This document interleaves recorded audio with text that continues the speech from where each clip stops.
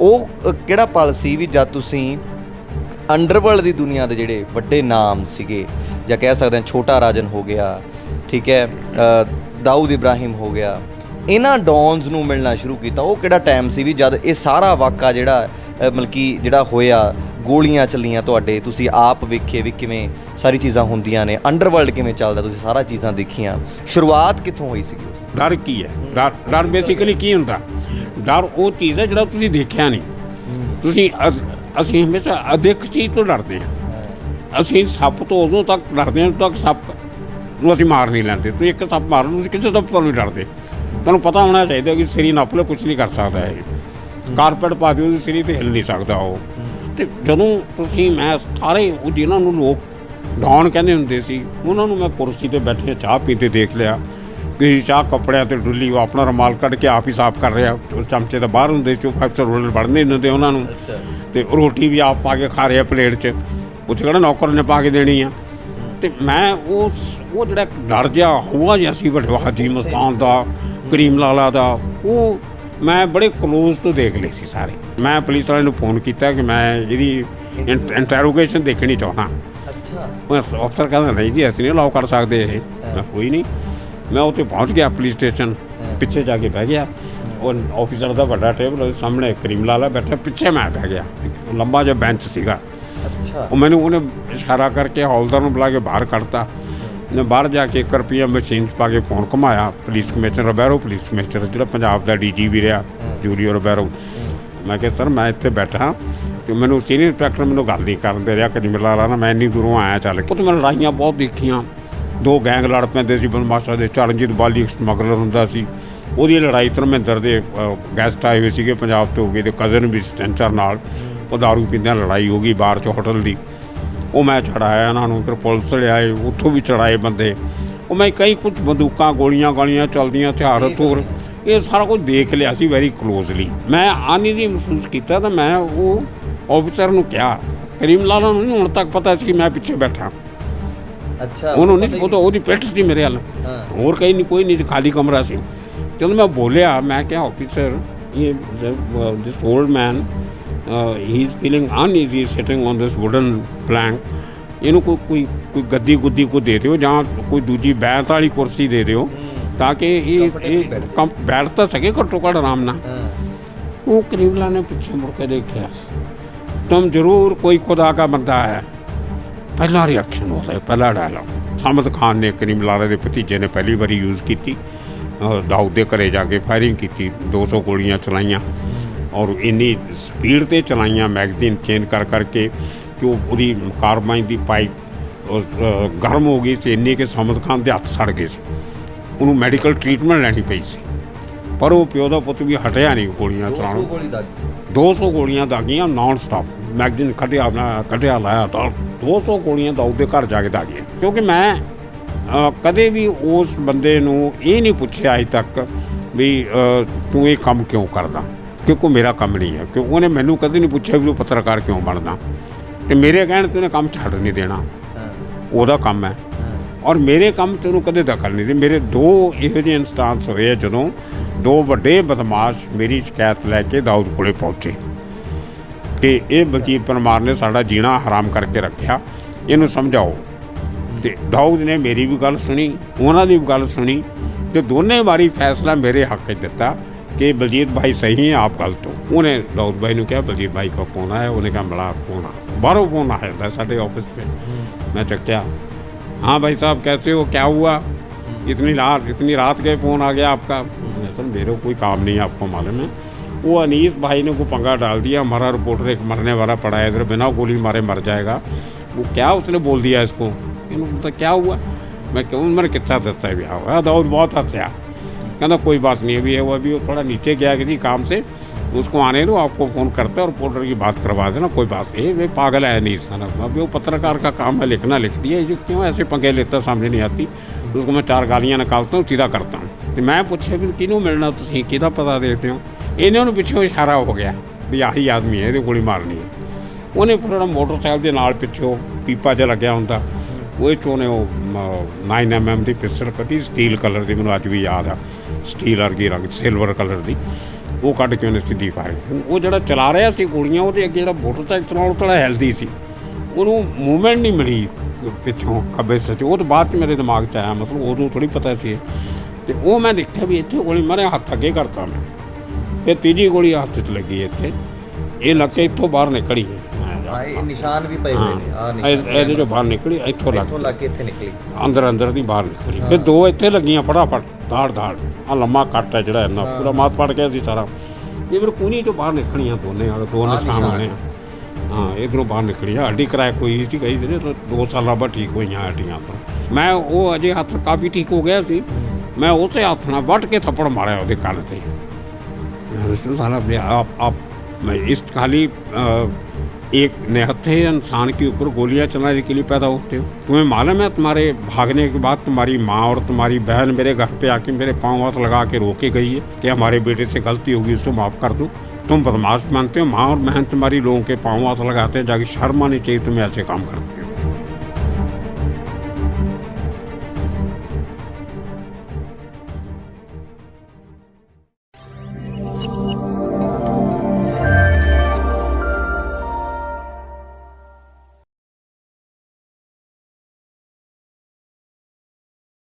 ਸਤਿ ਸ਼੍ਰੀ ਅਕਾਲ ਜੀ ਸਾਰਿਆਂ ਨੂੰ। ਮੈਂ ਗੁਰਪ੍ਰੀਤ ਸਿੰਘ ਬੱਲ ਪੰਜਾਬ ਨਿਊਜ਼ ਦੇਖ ਰਹੇ ਹਾਂ, ਤੁਹਾਡਾ ਸਵਾਗਤ ਕਰਦਾ। ਉਮੀਦ ਕਰਦਾ ਤੁਸੀਂ ਠੀਕ ਠਾਕ ਹੋਵੋਗੇ। ਪੱਤਰਕਾਰੀ ਦੀ ਗੱਲ ਕਰਾਂ ਤਾਂ ਪੱਤਰਕਾਰੀ ਅੱਜ ਕੱਲ੍ਹ ਦੇ ਵਿੱਚ ਬੜੇ ਅਲੱਗ-ਅਲੱਗ ਤਰੀਕੇ ਦੀ ਹੋ ਰਹੀ ਹੈ, ਕਿਉਂਕਿ ਤੁਸੀਂ ਸੋਸ਼ਲ ਮੀਡੀਆ ਦਾ ਜ਼ਮਾਨਾ ਆ।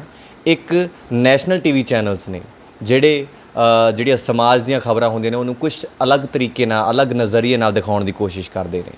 ਉੱਥੇ ਅੱਜ ਕੱਲ੍ਹ ਬਹੁਤ ਵੱਡਾ ਪਲੇਟਫਾਰਮ ਲੋਕਾਂ ਦੇ ਹੱਥਾਂ ਦੇ ਵਿੱਚ ਆਇਆ ਹੋਇਆ, ਉਹ ਸੋਸ਼ਲ ਮੀਡੀਆ। ਸੋਸ਼ਲ ਮੀਡੀਆ 'ਤੇ ਵੀ ਕਾਫੀ ਜਿਹੜੇ ਟੀਵੀ ਚੈਨਲਸ ਨੇ ਜਾਂ ਕਹਿ ਸਕਦਾ ਮੀਡੀਆ ਚੈਨਲਸ ਨੇ ਜਿਹੜੇ ਨੇ ਉਹਨਾਂ ਨੇ ਗਰੋ ਕੀਤਾ ਆ। ਯਾਨੀ ਕਿ ਪੱਤਰਕਾਰੀ ਦੋ ਤਰੀਕੇ ਦੀ ਹੋ ਚੁੱਕੀ ਆ। ਇੱਕ ਟੀਵੀ ਚੈਨਲਸ 'ਤੇ ਹੋ ਗਈ ਪੱਤਰਕਾਰੀ, ਅਤੇ ਇੱਕ ਪੱਤਰਕਾਰੀ ਉਹ ਆ ਜਿਹੜੀ ਸੋਸ਼ਲ ਮੀਡੀਆ 'ਤੇ ਚੱਲ ਰਹੀ ਹੈ। ਯਾਨੀ ਕਿ ਲੋਕ ਆਪਣੇ ਚੈਨਲਸ ਬਣਾ ਕੇ ਵੀ ਪੱਤਰਕਾਰੀ ਕਰਦੇ ਨੇ। ਪਰ ਕੀ ਇਹ ਪੱਤਰਕਾਰੀ ਕਿੰਨੀ ਕੁ ਕਾਮਯਾਬ ਹੁੰਦੀ ਹੈ? ਮੈਂ ਤਾਂ ਕਹੂੰਗਾ ਕਿ ਅੱਜ ਕੱਲ੍ਹ ਦੀ ਪੱਤਰਕਾਰੀ ਤਾਂ ਕੁਛ ਵੀ ਨਹੀਂ।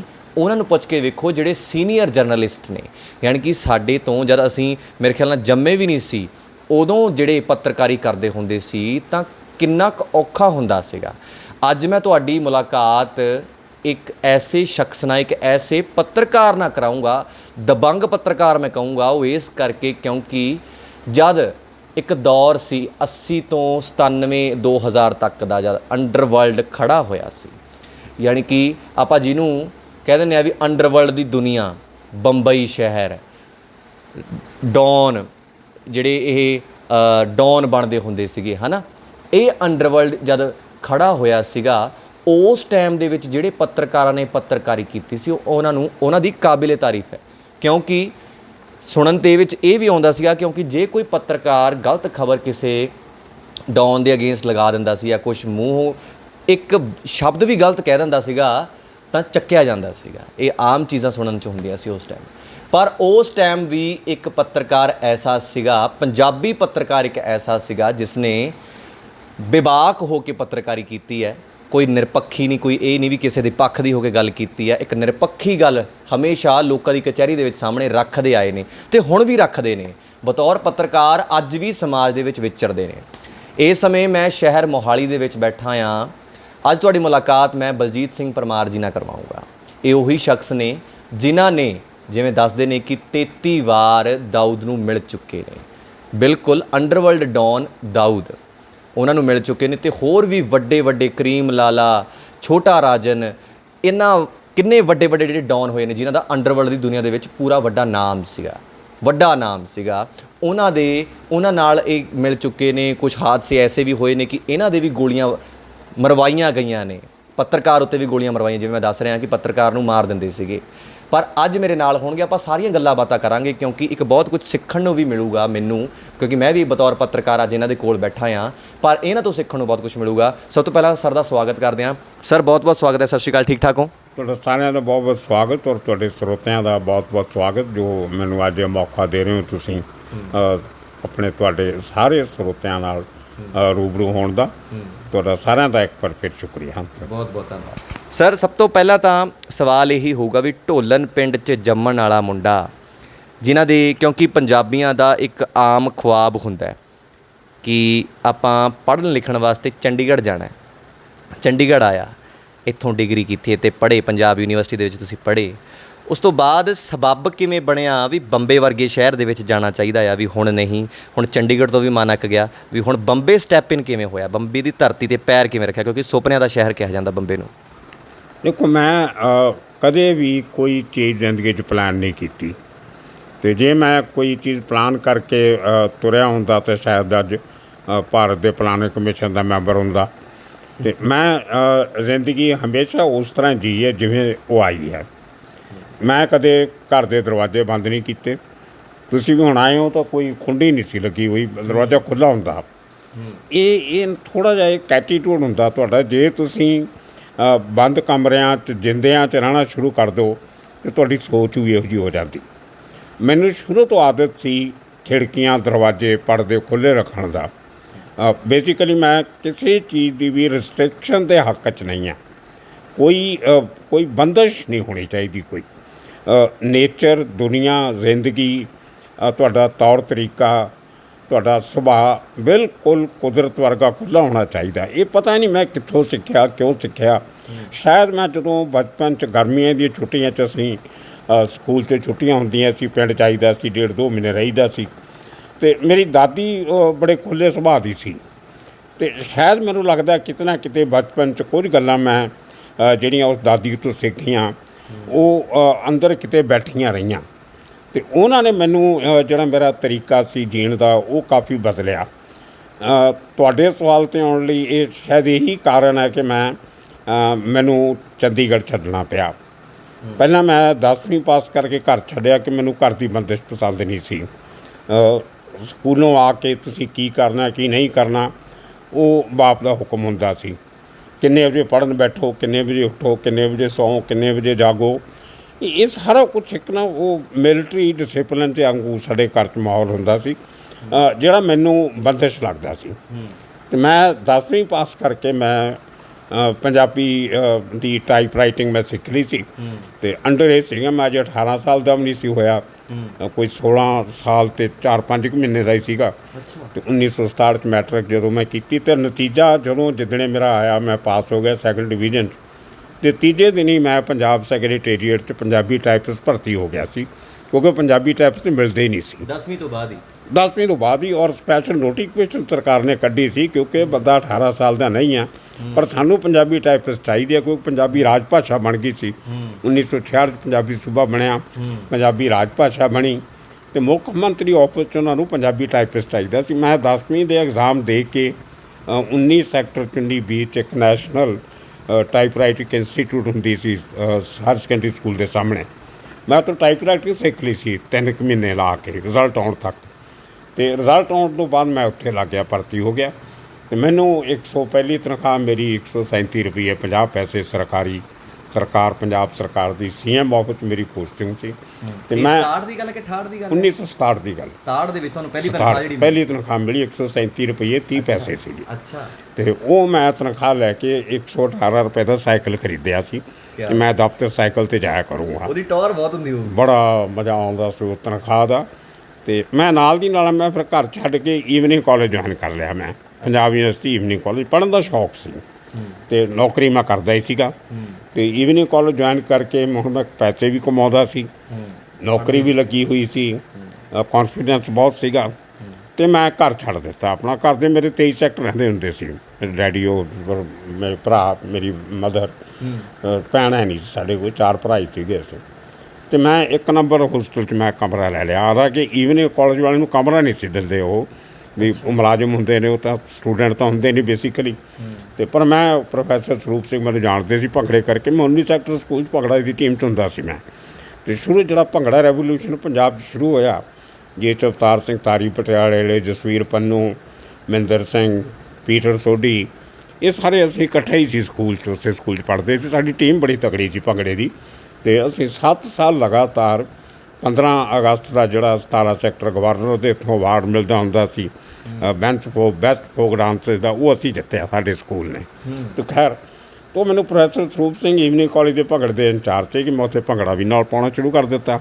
ਨੌਕਰੀ ਮੈਂ ਕਰਦਾ ਸੀ, ਅਤੇ ਮੈਨੂੰ ਉਹਨਾਂ ਨੇ ਕਿਸੇ ਹੋਰ ਦੇ ਨਾਂ 'ਤੇ ਮੈਨੂੰ ਕਮਰਾ ਲੈ ਦਿੱਤਾ ਹੋਸਟਲ 'ਚ, ਅਤੇ ਮੈਂ ਉੱਥੇ ਪੜ੍ਹ ਕੇ 3-4 ਸਾਲ ਮੈਂ ਉੱਥੇ ਪੜ੍ਹਿਆ।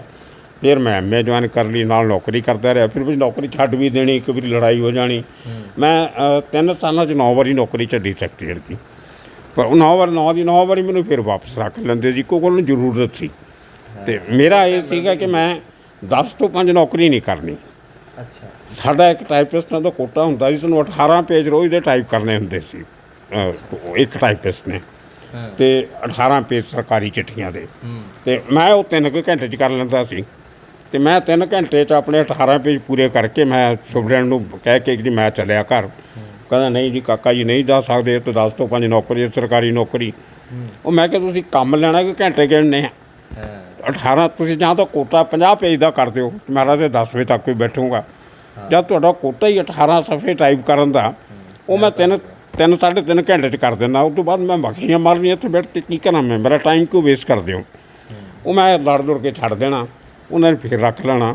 ਅਤੇ ਵੀ ਲੋੜ ਸੀ ਉਹਨਾਂ ਨੂੰ ਟਾਈਪਿਸਟ ਮਿਲਦੇ ਨਹੀਂ ਸੀ ਪੰਜਾਬੀ ਦਾ। ਖੈਰ ਬੰਦਸ਼ ਨਹੀਂ ਸੀ ਮੈਨੂੰ ਕੋਈ ਪਸੰਦ, ਮੈਂ ਇਸ ਕਰਕੇ ਘਰ ਛੱਡ ਕੇ ਹੋਸਟਲ 'ਚ ਰਿਹਾ। ਅਤੇ ਉਹੀ ਗੱਲ ਹੋਈ ਵੀ ਜਦੋਂ ਮੇਰਾ ਵਿਆਹ ਹੋ ਗਿਆ 73 'ਚ, ਅਤੇ ਬੜੀ ਯੰਗ ਏਜ 22 ਸਾਲ ਦੀ ਉਮਰ 'ਚ ਵਿਆਹ ਕਰਤਾ ਘਰਦਿਆਂ ਨੇ ਜ਼ਬਰਦਸਤੀ। ਅਤੇ ਉਹ ਫਿਰ ਬੰਦਸ਼ਾਂ ਕਰਦੀਆਂ।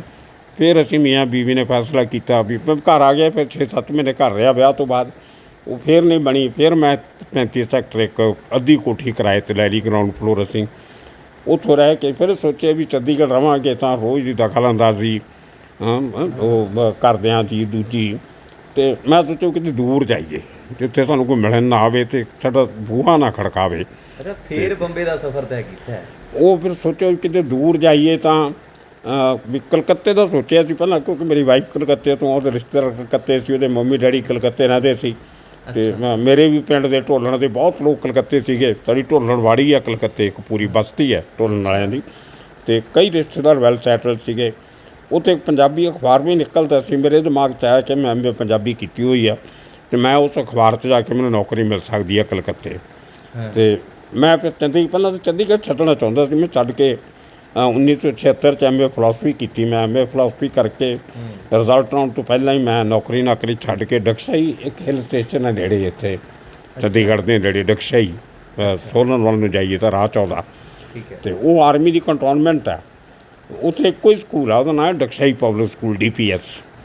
ਉਹਦੇ ਮਾਲਕ ਉਹੀ ਬੰਦੇ ਨੇ ਜਿਨ੍ਹਾਂ ਦਾ ਕਲਕੱਤੇ ਉਹ ਅਖਬਾਰ ਚੱਲਦਾ, ਉਸੇ ਅਖਬਾਰ ਦੇ ਮਾਲਕ ਤੇ ਮੈਨੂੰ ਜਾਣਦੇ ਸੀ ਉਹ। ਅਤੇ ਮੈਂ ਪਹਿਲਾਂ ਛੱਡ ਕੇ ਡਕਸ਼ਈ ਪਬਲਿਕ ਸਕੂਲ 'ਚ ਟੀਚਰ ਲੱਗ ਗਿਆ ਜਾ ਕੇ। ਅਤੇ ਵਾਈਫ ਅਤੇ ਮੇਰੀ ਬੱਚੀ ਸੀ ਛੋਟੀ ਜਿਹੀ, ਅਸੀਂ ਲੈ ਕੇ ਡਕਸ਼ਈ 7-8 ਮਹੀਨੇ ਨੌਕਰੀ ਕੀਤੀ ਮੈਂ ਉੱਥੇ। ਅਤੇ ਦਸੰਬਰ 1976 'ਚ ਸਾਨੂੰ ਬੰਬਈ ਤੋਂ ਇੱਕ ਸੱਦਾ ਆਇਆ ਅਚਾਨਕ ਕਿ ਇੰਟਰਨੈਸ਼ਨਲ ਪੰਜਾਬੀ ਰਾਈਟਰਸ ਕਾਨਫਰੰਸ ਹੋ ਰਹੀ ਹੈ। ਅਤੇ ਨਾਲ ਦੀ ਨਾਲ ਮੈਨੂੰ ਸੁਰਜੀਤ ਪਾਤਰ ਦੀ ਚਿੱਠੀ ਆ ਗਈ ਲੁਧਿਆਣੇ ਤੋਂ ਕਿ ਇਸ ਤਰ੍ਹਾਂ ਸੱਦਾ ਆਇਆ, ਅਤੇ ਜੇ ਦੱਸਣਾ ਤਾਂ ਤੇਰੀ ਵੀ ਟਿਕਟ ਕਰਾ ਲੈਂਦੇ ਹਾਂ। ਉਦੋਂ ਚਿੱਠੀਆਂ ਹੁੰਦੀਆਂ ਸੀ, ਪੋਸਟ ਕਾਰਡ ਆਉਂਦੇ ਹੁੰਦੇ ਸੀ। ਅਤੇ ਸਾਡਾ ਕੋਈ ਆਰਮੀ ਕੰਟੋਨਮੈਂਟ ਸੀ ਉੱਥੇ, ਉਹ ਕਾਲ ਬੁੱਕ ਕਰਾ ਕੇ ਟੈਲੀਫੋਨ 'ਤੇ ਗੱਲ ਵੀ ਹੋ ਜਾਂਦੀ ਸੀ, ਥੋੜ੍ਹੀ ਪ੍ਰੈਫਰੈਂਸ ਹੁੰਦੀ ਸੀ ਉੱਥੇ। ਠੀਕ ਹੈ। ਅਤੇ ਮੈਂ ਉਹ ਕਾਲ ਬੁੱਕ ਕਰਾ ਕੇ ਸੁਰਜੀਤ ਪਾਤਰ ਨਾਲ ਲੁਧਿਆਣੇ ਗੱਲ ਕੀਤੀ। ਮੈਂ ਕਿਹਾ ਮੈਂ ਜ਼ਰੂਰ ਆਊਂਗਾ, ਮੇਰੀ ਟਿਕਟ ਬੁੱਕ ਕਰਾ ਲਓ। ਅਤੇ ਉਹ ਪਹਿਲਾਂ ਜਲੰਧਰ, ਲੁਧਿਆਣੇ ਤੋਂ ਦਿੱਲੀ ਦੀ ਟਿਕਟ ਹੋਈ, ਦਿੱਲੀ ਤੋਂ ਫਿਰ ਬੋਂਬੇ ਦੀ ਟਿਕਟ। ਅਤੇ ਮੈਂ ਆਪਣਾ ਸਮਾਨ ਲੈ ਕੇ ਉੱਥੋਂ 3 ਦਿਨ ਪਹਿਲਾਂ ਲੁਧਿਆਣੇ ਆ ਗਿਆ। ਉੱਥੋਂ ਅਸੀਂ ਟ੍ਰੇਨ ਫੜੀ ਅਤੇ 25-27 3 ਦਿਨ ਦਾ ਫੰਕਸ਼ਨ ਸੀ ਉਹ, ਦਸੰਬਰ 1976 ਦਾ। ਅਤੇ ਅਸੀਂ ਬੋਂਬੇ ਚਲੇ ਗਏ ਸਾਰੇ ਜਾਣੇ। ਮੈਂ ਸੀ, ਪਾਤਰ ਸੀ, ਪ੍ਰੋਫੈਸਰ ਬਾਜਵਾ ਪਟਿਆਲੇ ਵਾਲਾ, ਦਿੱਲੀ ਤੋਂ ਨੂਰ, ਪ੍ਰੋਫੈਸਰ ਨੂਰ, ਤ੍ਰਿਲੋਚਨ, ਜਗਬੀਰ ਸਿੰਘ, ਜਿੰਨੇ ਵੱਡੇ ਰਾਈਟਰ ਹੈਗੇ ਸਾਰੇ, ਡਾਕਟਰ ਦੀਪਕ ਮਨਮੋਹਨ ਸਿੰਘ, ਸੰਤ ਸਿੰਘ ਸੇਖੋਂ, ਡਾਕਟਰ ਪਰਮਿੰਦਰ ਸਿੰਘ, ਲੰਡਨ ਤੋਂ ਰਾਈਟਰ ਆਏ, ਅਮਰੀਕਾ ਤੋਂ ਆਏ, ਕੈਨੇਡਾ ਤੋਂ ਆਏ, ਇੰਟਰਨੈਸ਼ਨਲ ਪੰਜਾਬੀ ਰਾਈਟਰਸ ਕਾਨਫਰੰਸ। ਖੈਰ ਉੱਥੇ 25 ਤਰੀਕ ਨੂੰ ਅਸੀਂ ਪਹੁੰਚੋ, ਕ੍ਰਿਸਮਸ ਦਾ ਦਿਨ ਸੀ। ਪੰਜਾਬ ਤਾਂ ਉਹਨਾਂ ਦਿਨਾਂ 'ਚ ਕ੍ਰਿਸਮਸ ਮਨਾਉਣ ਦਾ ਰਿਵਾਜ ਨਹੀਂ ਸੀ ਹੁੰਦਾ, ਲੇਕਿਨ ਬੰਬੇ ਜਦੋਂ ਅਸੀਂ ਪਹੁੰਚੇ ਤਾਂ ਜਿਵੇਂ ਮਤਲਬ ਦੁਲਹਨ ਸਜਾਈ ਹੁੰਦੀ ਹੈ ਕੋਈ ਨਵੀਂ ਵਿਆਹੀ, ਉਸ ਤਰ੍ਹਾਂ ਬੰਬੇ ਸਜਿਆ ਹੋਇਆ ਸੀ। ਸੜਕਾਂ 'ਤੇ ਲਾਈਟਾਂ ਲੱਗੀਆਂ, ਵੱਡੀਆਂ ਵੱਡੀਆਂ ਇਮਾਰਤਾਂ ਅਤੇ ਲੜੀਆਂ ਲੱਗੀਆਂ ਹੋਈਆਂ।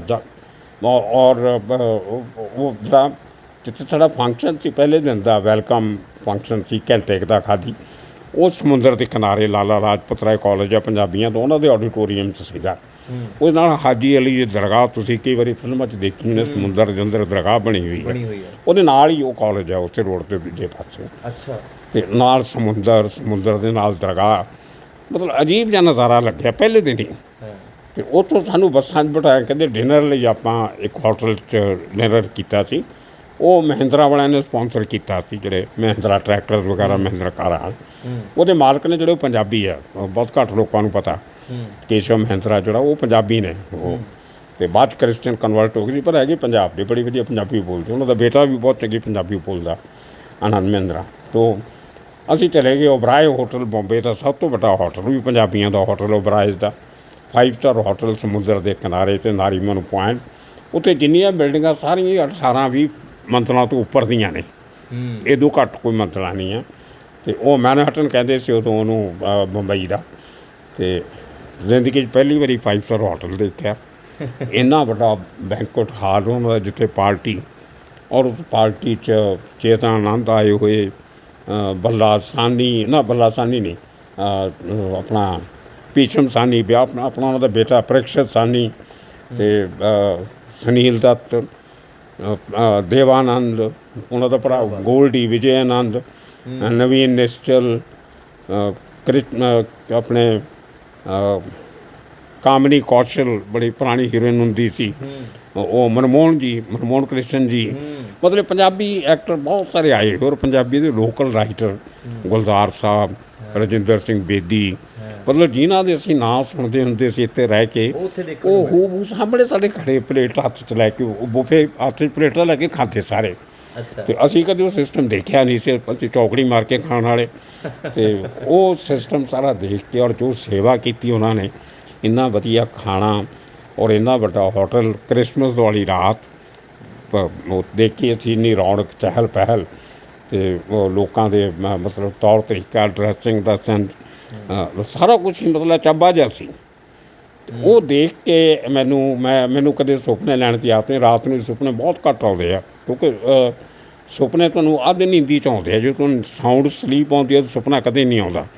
ਜਦੋਂ ਤੁਹਾਨੂੰ ਸਾਊਂਡ ਸਲੀਪ ਨਹੀਂ ਆਉਂਦੀ ਤਾਂ ਫਿਰ ਸੁਪਨੇ ਆਉਂਦੇ ਆ, ਡਿਸਟਰਬ ਸਲੀਪ ਸੁਪਨੇ ਆਉਂਦੇ ਆ। ਅਤੇ ਮੇਰੀ ਆਦਤ ਰਹੀ ਹੈ, ਮੈਨੂੰ ਨੀਂਦ ਬਹੁਤ ਚੰਗੀ ਆਉਂਦੀ ਆ, ਮੈਂ ਕਦੇ ਉੱਠਦਾ ਨਹੀਂ, ਮਤਲਬ ਅਨਡਿਸਟਰਬਡ ਸਲੀਪ। ਮੈਂ 7-8 ਘੰਟੇ ਅਜੇ ਵੀ ਸੌਂਦਾ। ਉਹ ਮੇਰੀ ਇੱਕ ਭਗਤੀ ਆ, ਮਤਲਬ ਕੋਈ ਇੰਨੇ ਘੰਟੇ ਲਗਾਤਾਰ ਬਿਨਾਂ ਪਾਸਾ ਨਹੀਂ। ਮੈਂ ਜਿੱਧਰ ਸੌਂਦਾ ਉਸੇ ਪਾਸੇ ਸੁੱਤਾ ਰਹਿੰਦਾ ਸਾਰੀ ਰਾਤ, ਮੈਂ ਪਾਸਾ ਵੀ ਨਹੀਂ ਲੈਂਦਾ। ਇੱਕ ਆਦਤ ਬਣੀ ਹੋਈ ਹੈ। ਅਤੇ ਜੇ ਜਾਗ ਕਿਤੇ ਖੁੱਲ੍ਹ ਗਈ ਫਿਰ ਦੁਬਾਰਾ ਨੀਂਦ ਨਹੀਂ ਆਉਂਦੀ। ਉਹ ਕਦੇ ਹੁੰਦਾ 3-4 ਸਾਲਾਂ 'ਚ ਇੱਕ ਅੱਧੀ ਵਾਰੀ ਕਿਤੇ, ਅਤੇ ਅਦਰਵਾਈਜ਼ ਮੈਂ ਕਦੇ ਸੁਪਨੇ ਨਹੀਂ ਆਏ। ਅਤੇ ਉਹਦੇ ਮੈਂ ਰਾਤ ਨੂੰ ਡਿਨਰ ਖਾਂਦਿਆਂ ਮੈਨੂੰ ਪਹਿਲਾ ਸੁਪਨਾ ਇਹ ਆਇਆ ਕਿ ਮੈਂ ਕਿਤੇ ਤੁਰਿਆ ਫਿਰਦਿਆਂ ਸੁਪਨਾ ਲੈ ਰਿਹਾ ਸੀ ਮੈਂ, ਅਤੇ ਮੈਂ ਕਿਤੇ ਬੰਬਈ 'ਚ ਰਹਿ ਜਾਵਾਂ ਤਾਂ ਮੈਂ 5 ਸਟਾਰ ਹੋਟਲ 'ਚ ਨੌਕਰੀ ਕਰੂੰਗਾ। ਅਤੇ ਮੈਂ ਬਾਹਰ ਉਹਦੇ ਜਿਹੜੇ ਡੋਰਮੈਨ ਸੀਗੇ ਉਹ ਸਰਦਾਰ ਦੇਖ ਲਏ ਸੀ ਖੜ੍ਹੇ, ਉਹ ਲੰਮਾ ਜਿਹਾ ਕੋਟ ਪਾ ਕੇ 5 ਸਟਾਰ ਹੋਟਲ ਦੇ ਬਾਹਰ। ਅਤੇ ਮੈਂ ਕਿਹਾ ਮੈਂ ਵੀ ਦਰਵਾਜ਼ੇ ਖੋਲ੍ਹ ਦਿਆ ਕਰੂੰਗਾ, ਅੰਗਰੇਜ਼ੀ ਮੈਨੂੰ ਆਉਂਦੀ ਹੈ, ਅਤੇ ਮੈਂ ਵੀ ਗੈਸਟ ਨੂੰ ਅੰਗਰੇਜ਼ ਕਹਿੰਦੇ ਬਾਹਰੋਂ ਉਹਨਾਂ ਨੂੰ ਵੈਲਕਮ ਕਹਿ ਦਿਆ ਕਰੂੰਗਾ, ਦਰਵਾਜ਼ਾ ਖੋਲ੍ਹ ਦਿਆ ਕਰੂੰਗਾ। ਮੈਂ ਇਹੋ ਜਿਹੀਆਂ ਗੱਲਾਂ ਸੋਚਣ ਲੱਗ ਗਿਆ ਵੀ ਰਹਿਣਾ ਇੱਥੇ ਹੀ ਆ। ਉਹ ਚਹਿਲ ਪਹਿਲ ਦੇਖ ਕੇ। ਖੈਰ 2 ਦਿਨ ਦਾ ਹੋਰ ਫੰਕਸ਼ਨ ਸੀ, ਉਹਦੇ 'ਚ ਕਵੀ ਦਰਬਾਰ ਹੋਇਆ ਆਖਰੀ ਦਿਨ। ਕਵੀ ਦਰਬਾਰ 'ਚ ਜਦੋਂ ਮੈਂ ਭਗਤ ਸਿੰਘ 'ਤੇ ਮੇਰੀ ਕਵਿਤਾ ਸੀ ਇੱਕ ਨਜ਼ਮ, ਮੈਂ ਉਹ ਪੜ੍ਹੀ, ਉਹ ਲੋਕਾਂ ਨੂੰ ਬੜੀ ਚੰਗੀ ਲੱਗੀ। ਅਤੇ ਉੱਥੇ ਇੱਕ ਛੋਟੇ ਜਿਹੇ ਕੱਦ ਦਾ ਬੰਦਾ ਆਇਆ, ਉਹ ਸਟੇਜ ਚੜ੍ਹ ਕੇ ਆ ਕੇ ਮੈਨੂੰ ਸਟੇਜ 'ਤੇ ਜੱਫੀ ਪਾ ਲਈ ਉਹਨੇ। ਅਤੇ ਉਹ ਚੰਗੀ ਉਮਰ ਦਾ ਸੀ, ਉਹ 50 ਸਾਲ 60 ਸਾਲ ਦਾ ਹੋਣਾ ਉਦੋਂ, ਅਤੇ ਤਕੜਾ ਸੀ ਫਿਜ਼ੀਕਲੀ। ਅਤੇ ਮੈਨੂੰ ਕਹਿੰਦਾ ਪਹਿਲਾਂ ਇਹ ਦੱਸ ਕਾਕਾ ਤੂੰ ਕਿਹੜੇ ਪਿੰਡ ਦਾ ਪਰਮਾਰ ਆ?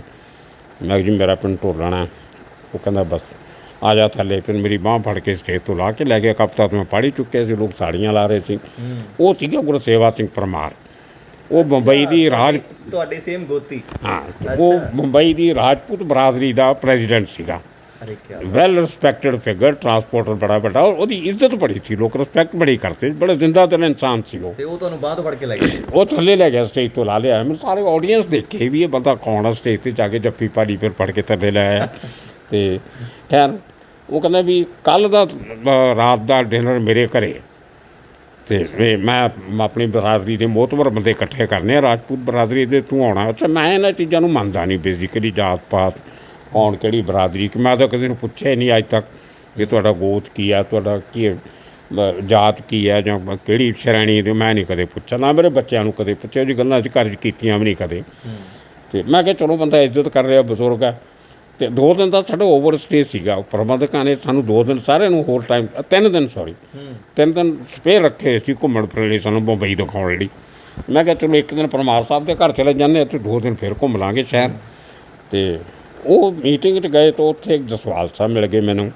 ਉਹ ਮੇਰੀ ਵਾਈਫ ਦੇ ਚਾਚਾ ਜੀ ਨਿਕਲੇ ਅਤੇ ਬੰਬੇ 'ਚੋਂ ਇਨਕਮ ਟੈਕਸ ਦੇ ਕਮਿਸ਼ਨਰ ਸੀ, ਅਸਿਸਟੈਂਟ ਕਮਿਸ਼ਨਰ ਉੱਥੇ। ਉਹ ਕਹਿੰਦੇ ਮੈਂ ਉਹਨਾਂ ਦਾ ਜਵਾਈ, ਉਹ ਸੇਵਾ ਕਰਨ। ਉਹ ਕਹਿੰਦੇ ਕੱਲ੍ਹ ਸਾਡੇ ਘਰ ਰੋਟੀ ਖਾਣੀ ਹੈ।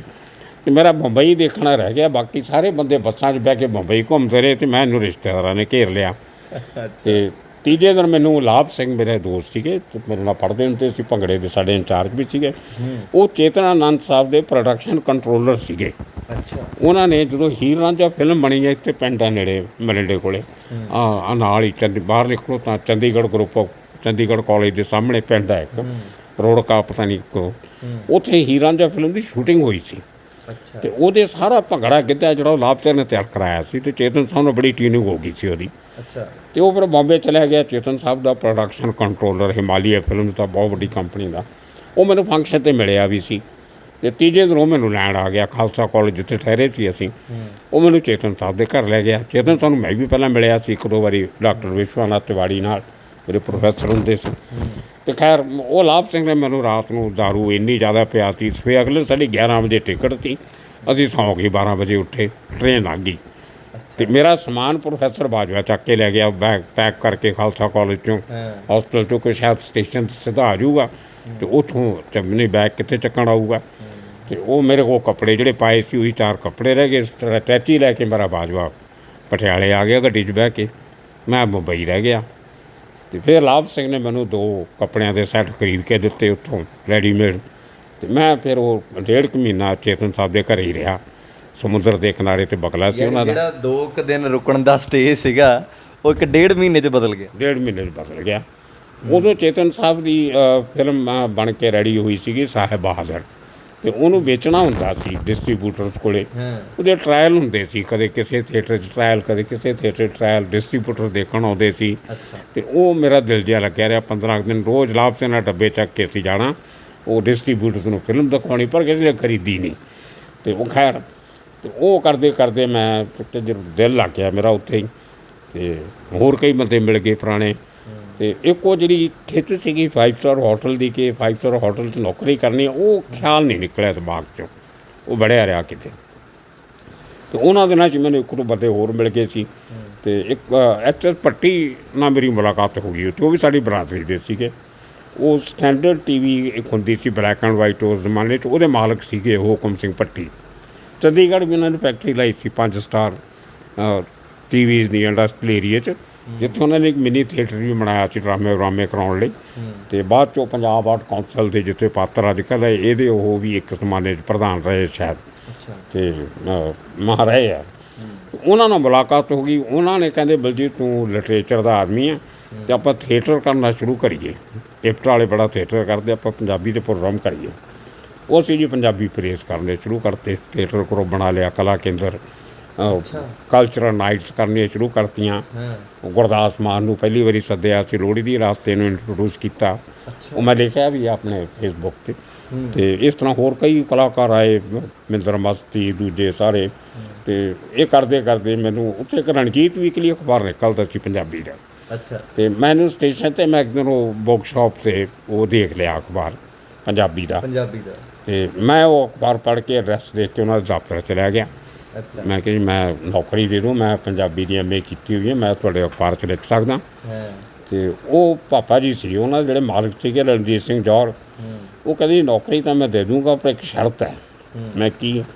ਕਹਿੰਦੇ ਸਾਡੇ ਅਖਬਾਰ ਦਾ ਆਖਰੀ ਪੇਜ 'ਤੇ ਇੱਕ ਕਾਲਮ ਜਿਹੜਾ ਸੀ ਉਹ ਬਰਲਾਸਤਾਨੀ ਲਿਖਦੇ ਹੁੰਦੇ ਸੀ, ਅਤੇ ਉਹਨਾਂ ਦੀ 73 'ਚ ਹੋ ਗਈ ਡੈਥ। 3 ਸਾਲ ਤੋਂ ਕਾਲਮ ਬੰਦ ਪਿਆ, ਅਤੇ ਲੋਕ ਅੱਜ ਵੀ ਉਸ ਕਾਲਮ ਨੂੰ ਯਾਦ ਕਰਦੇ। ਉਹਦਾ ਨਾਮ ਸੀਗਾ ਉਹ ਬਰਲਾਸਤਾਨੀ ਦੇ ਆਪਣੇ ਜਿਹੜੇ ਸਫ਼ਰਨਾਮੇ ਸੀ ਦੁਨੀਆ ਜਿੱਥੇ ਇੱਥੇ ਗਏ ਸੀ, ਉਹਦੇ 'ਤੇ ਲਿਖਦੇ ਹੁੰਦੇ ਸੀ ਮੇਰਾ ਸਫ਼ਰਨਾਮਾ ਨਮਾਤ ਸਿੰਘ। ਅਤੇ ਉਹਦਾ ਨਾਂ ਸੀਗਾ ਛੇਕੜ ਦਾ ਪੰਨਾ, ਵੀ ਲਾਸਟ ਪੇਜ ਸੀ ਨਾ ਅਖਬਾਰ ਦਾ, ਅਤੇ ਛੇਕੜ ਦਾ ਪੰਨਾ ਉਹਦਾ ਨਾਂ ਸੀ। ਅਤੇ ਉਹ ਕੰਸੈਪਟ ਇਹਨਾਂ ਨੇ ਲਿਆ ਸੀਗਾ। ਇੱਕ ਬਲਿਟਸ ਅੰਗਰੇਜ਼ੀ ਦਾ ਅਖਬਾਰ ਨਿਕਲਦਾ ਹੁੰਦਾ ਸੀ ਰੂਸੀ ਕਰੰਜੀਆ ਦਾ, RK ਕਰੰਜੀਆ ਦਾ, ਉਹਦਾ ਲਾਸਟ ਪੇਜ ਕੇ ਅਬਾਸ ਲਿਖਦੇ ਹੁੰਦੇ ਸੀ, ਖਵਾਜਾ ਅਹਿਮਦ ਅਬਾਸ, ਜਿਨ੍ਹਾਂ ਨੇ ਅਮਿਤਾਭ ਬੱਚਨ ਨੂੰ ਆਪਣੀ ਸਾਤ ਹਿੰਦੁਸਤਾਨੀ 'ਚ ਬ੍ਰੇਕ ਦਿੱਤੀ ਸੀ, ਅਤੇ ਬੜੇ ਵੱਡੇ ਰਾਈਟਰ ਸੀ। ਉਹਦਾ ਇਹਨਾਂ ਨੇ ਕਾਪੀ ਕੀਤਾ ਸੀ, ਲਾਸਟ ਪੇਜ ਬਰਲਾਸਤਾਨੀ ਲਿਖਦਾ ਹੁੰਦਾ। ਅਤੇ ਮੈਂ ਕਿਹਾ ਜੀ ਠੀਕ ਹੈ ਮੈਂ ਲਿਖ ਦੂੰਗਾ। ਪਰ ਮੈਨੂੰ ਸਫ਼ਰ ਵੀ ਕਰਨਾ ਪੈਣਾ ਅਤੇ ਉਹਦਾ ਖਰਚਾ ਤੁਸੀਂ ਦਿਓਗੇ, ਜਿੱਥੇ ਭੇਜੋਗੇ ਉਹਦੇ ਬਾਰੇ ਮੈਂ ਲਿਖ ਦਿਆ ਕਰੂੰਗਾ। ਉਹ ਕਹਿੰਦਾ ਮਨਜ਼ੂਰ ਹੈ। ਚਲੋ, ਮੇਰੀ 200 ਰੁਪਈਆ ਤਨਖਾਹ ਫਿਕਸ ਹੋ ਗਈ ਮਹੀਨੇ ਦੀ। ਅਤੇ ਉਹਨਾਂ ਨੇ ਮੈਨੂੰ ਕਦੇ ਨਾਗਪੁਰ ਭੇਜ ਦੇਣਾ, ਆਪਣੇ ਖਰਚੇ 'ਤੇ ਪੈਸੇ ਦੇਣੇ, ਆਉਣ ਜਾਣ ਦੇ, ਬੱਸ ਦੇ, ਟ੍ਰੇਨ ਦੇ ਟਿਕਟ, ਉੱਥੇ ਕਿਤੇ ਗੁਰਦੁਆਰੇ 'ਚ ਰਹਿਣ ਦਾ ਬੰਦੋਬਸਤ ਕਰਾ ਦੇਣਾ, ਜਾਂ ਕਿਸੇ ਵੱਡੇ ਧਨਾੜ ਆਦਮੀ ਦੇ ਘਰੇ, ਟਰਾਂਸਪੋਰਟਰ ਜਾਂ ਰੈਸਟੋਰੈਂਟ ਓਨਰ ਦੇ। ਖੈਰ ਜੋ ਮੈਂ 3 ਕੁ ਮਹੀਨਿਆਂ 'ਚ ਸਾਰਾ ਮਹਾਰਾਸ਼ਟਰ ਘੁੰਮ ਲਿਆ, ਵੱਡੇ ਵੱਡੇ ਸ਼ਹਿਰ, ਅਤੇ ਜਿੰਨੇ ਪ੍ਰੋਮੀਨੈਂਟ ਪੰਜਾਬੀ ਸੀ ਉਹਨਾਂ ਸ਼ਹਿਰਾਂ ਦੇ ਸਾਰੇ ਨੂੰ ਮਿਲ ਲਿਆ। ਉਹ ਜਿਹੜਾ ਮੇਰਾ ਇੱਕ ਸਰਕਲ ਬਣਿਆ 3-4 ਮਹੀਨਿਆਂ 'ਚ, ਸਾਰੀ ਉਮਰ ਮੇਰੇ ਕੰਮ ਆਇਆ। ਮਤਲਬ ਮੈਂ ਔਰੰਗਾਬਾਦ ਗਿਆ ਤਾਂ ਮੈਂ ਉੱਥੇ ਜਿਹੜੇ 3-4 3-4 ਸਟਾਰ ਹੋਟਲ ਸੀ ਉਹਨਾਂ ਦੇ ਮਾਲਕਾਂ ਨੂੰ ਮਿਲ ਗਿਆ। ਉੱਥੇ ਮੇਰਾ ਪੁਰਾਣਾ ਇੱਕ ਯੂਨੀਵਰਸਿਟੀ ਦਾ ਦੋਸਤ ਮਿਲ ਗਿਆ, ਉਹ ਡਿਪਟੀ ਕਲੈਕਟਰ ਸੀਗਾ, ਉੱਥੇ DC ਸੀਗਾ, HS ਗਿੱਲ, ਉਹ GS ਗਿੱਲ, ਅੱਜ ਕੱਲ੍ਹ ਚੰਡੀਗੜ੍ਹ ਰਿਟਾਇਰ ਹੋ ਕੇ ਆ ਗਏ, ਉਹ ਐਡੀਸ਼ਨਲ ਚੀਫ ਸੈਕਟਰੀ ਰਿਟਾਇਰ ਹੋਏ ਫਿਰ ਮਹਾਰਾਸ਼ਟਰ। ਅਤੇ ਉੱਥੇ ਮੈਨੂੰ ਵਿਰਕ ਮਿਲ ਗਿਆ, ਮੇਰਾ ਸਕੂਲ ਦਾ ਬੈਚਮੇਟ ਸੀ, DAV ਸਕੂਲ ਇਕੱਠੇ ਪੜ੍ਹਦੇ ਸੀ। SS ਵਿਰਕ ਜਿਹੜੇ ਪੰਜਾਬ ਦੇ DGP ਰਹੇ ਆ ਪੁਲਿਸ ਦੇ, ਸਰਬਦੀਪ, ਅਸੀਂ DAV ਸਕੂਲ ਇਕੱਠੇ ਪੜ੍ਹਦੇ ਹੁੰਦੇ ਸੀ। ਇਹ DCP ਪੂਨਾ ਹੁੰਦੇ ਸੀ। ਅਤੇ ਮੈਂ ਪੂਨਾ ਮਿਲਣ ਗਿਆ ਅਤੇ ਕਿਸੇ ਨੇ ਦੱਸਿਆ ਕਿ ਸਰਦਾਰ ਜੀ DCP ਹੈ, ਕਿ ਮੈਨੂੰ ਪਤਾ ਹੀ ਨਹੀਂ ਸੀ ਵੀ ਇਹ IPS ਕਰਕੇ ਪੁਲਿਸ 'ਚ ਆ ਗਿਆ। ਅਤੇ ਮੈਨੂੰ ਨਹੀਂ ਪਤਾ ਉਹੀ ਬੰਦਾ ਹੋਣਾ। ਮੈਂ ਗਿਆ ਅਤੇ DCP ਹੈਡਕੁਆਟਰ ਸੀ ਪੂਨਾ ਕਮਿਸ਼ਨਰ 'ਚ, ਅਤੇ ਮੈਂ ਗਿਆ ਅਤੇ ਸਾਹਮਣੇ ਵਿਰਕ ਬੈਠਾ, ਮੈਂ ਪਛਾਣ ਲਿਆ। ਉਹ ਅਸੀਂ 3 ਘੰਟੇ ਗੱਪਾਂ ਮਾਰਦੇ ਰਹੇ ਸੀ, ਫਿਰ ਪੁਰਾਣੀਆਂ ਗੱਲਾਂ ਸਕੂਲ ਦੀਆਂ, ਘਰ ਦੀਆਂ ਨਿਕਲੀਆਂ, ਇਹਨਾਂ ਦੀ ਇੰਟਰਵਿਊ ਕੀਤੀ। ਅਤੇ ਉਦੋਂ ਬਾਅਦ ਫਿਰ ਮਹਾਰਾਸ਼ਟਰ ਦੇ DGP ਬਣੇ, ਪੰਜਾਬ ਦੇ DGP ਬਣੇ, ਉਹ ਲੰਮੀ ਚੌੜੀ ਕਹਾਣੀ। ਖੈਰ ਮੇਰਾ ਇੱਕ ਬਹੁਤ ਵੱਡਾ ਪੰਜਾਬੀਆਂ ਨਾਲ ਸਰਕਲ ਬਣ ਗਿਆ ਮਹਾਰਾਸ਼ਟਰ, ਸਾਰੇ ਵੱਡੇ ਸ਼ਹਿਰ ਮੈਂ ਘੁੰਮਿਆ ਆ। ਅਤੇ ਉਹਨਾਂ ਦਿਨਾਂ 'ਚ ਹੀ ਗੋਆ 'ਚ ਸਰਦਾਰ ਜੀ ਗਵਰਨਰ ਲੱਗ ਕੇ ਆਏ ਸੀਗੇ, ਗੋਪਾਲ ਸਿੰਘ ਨਾਂ ਸੀ ਉਹਨਾਂ ਦਾ। ਉਦੋਂ ਬਾਅਦ ਇੱਕ ਹੋਰ ਗਵਰਨਰ ਬਣ ਕੇ ਆਏ, ਜਿਹੜੇ ਮਨੋਹਰ ਸਿੰਘ ਗਿੱਲ ਆਪਣੇ ਇਲੈਕਸ਼ਨ ਕਮਿਸ਼ਨਰ ਸੀ, ਉਹਨਾਂ ਦੇ ਡੈਡੀ ਜਿਹੜੇ ਸੀਗੇ ਕਰਨਲ ਸਾਹਿਬ, ਉਹ ਵੀ ਬਾਅਦ 'ਚ ਗੋਆ ਦੇ ਗਵਰਨਰ ਰਹੇ। ਫਿਰ ਮੈਂ ਉਹਨਾਂ ਦੀ ਇੰਟਰਵਿਊ ਕਰਨ ਵੀ ਗਿਆ ਗੋਆ, ਅਤੇ ਮੈਂ ਗੋਆ ਵੀ ਦੇ ਕੇ ਆਇਆ। ਅਤੇ ਮੈਂ ਜਿੱਥੇ ਘੁੰਮਣ ਜਾਣਾ ਉਸ ਸ਼ਹਿਰ ਬਾਰੇ, ਵੱਡੇ ਵੱਡੇ ਲੋਕਾਂ ਬਾਰੇ, ਉਹ ਕਾਲਮ ਮੈਂ ਲਿਖਦਾ ਰਿਹਾ। ਉਹ ਖੈਰ ਮੇਰਾ ਕਾਲਮ ਇੰਨਾ ਪੋਪੂਲਰ ਹੋ ਗਿਆ ਕਿ ਮੇਰੀ 3-4 ਮਹੀਨਿਆਂ ਬਾਅਦ ਤਨਖਾਹ 200 ਤੋਂ 500 ਹੋ ਗਈ। ਅਤੇ ਮੈਂ ਤਾਂ ਸੇਠ ਬਣ ਗਿਆ ਬੰਬਈ 'ਚ, ਮੇਰਾ ਜਿਹੜਾ ਬੰਦਾ ਕੌਣ ਸੀ।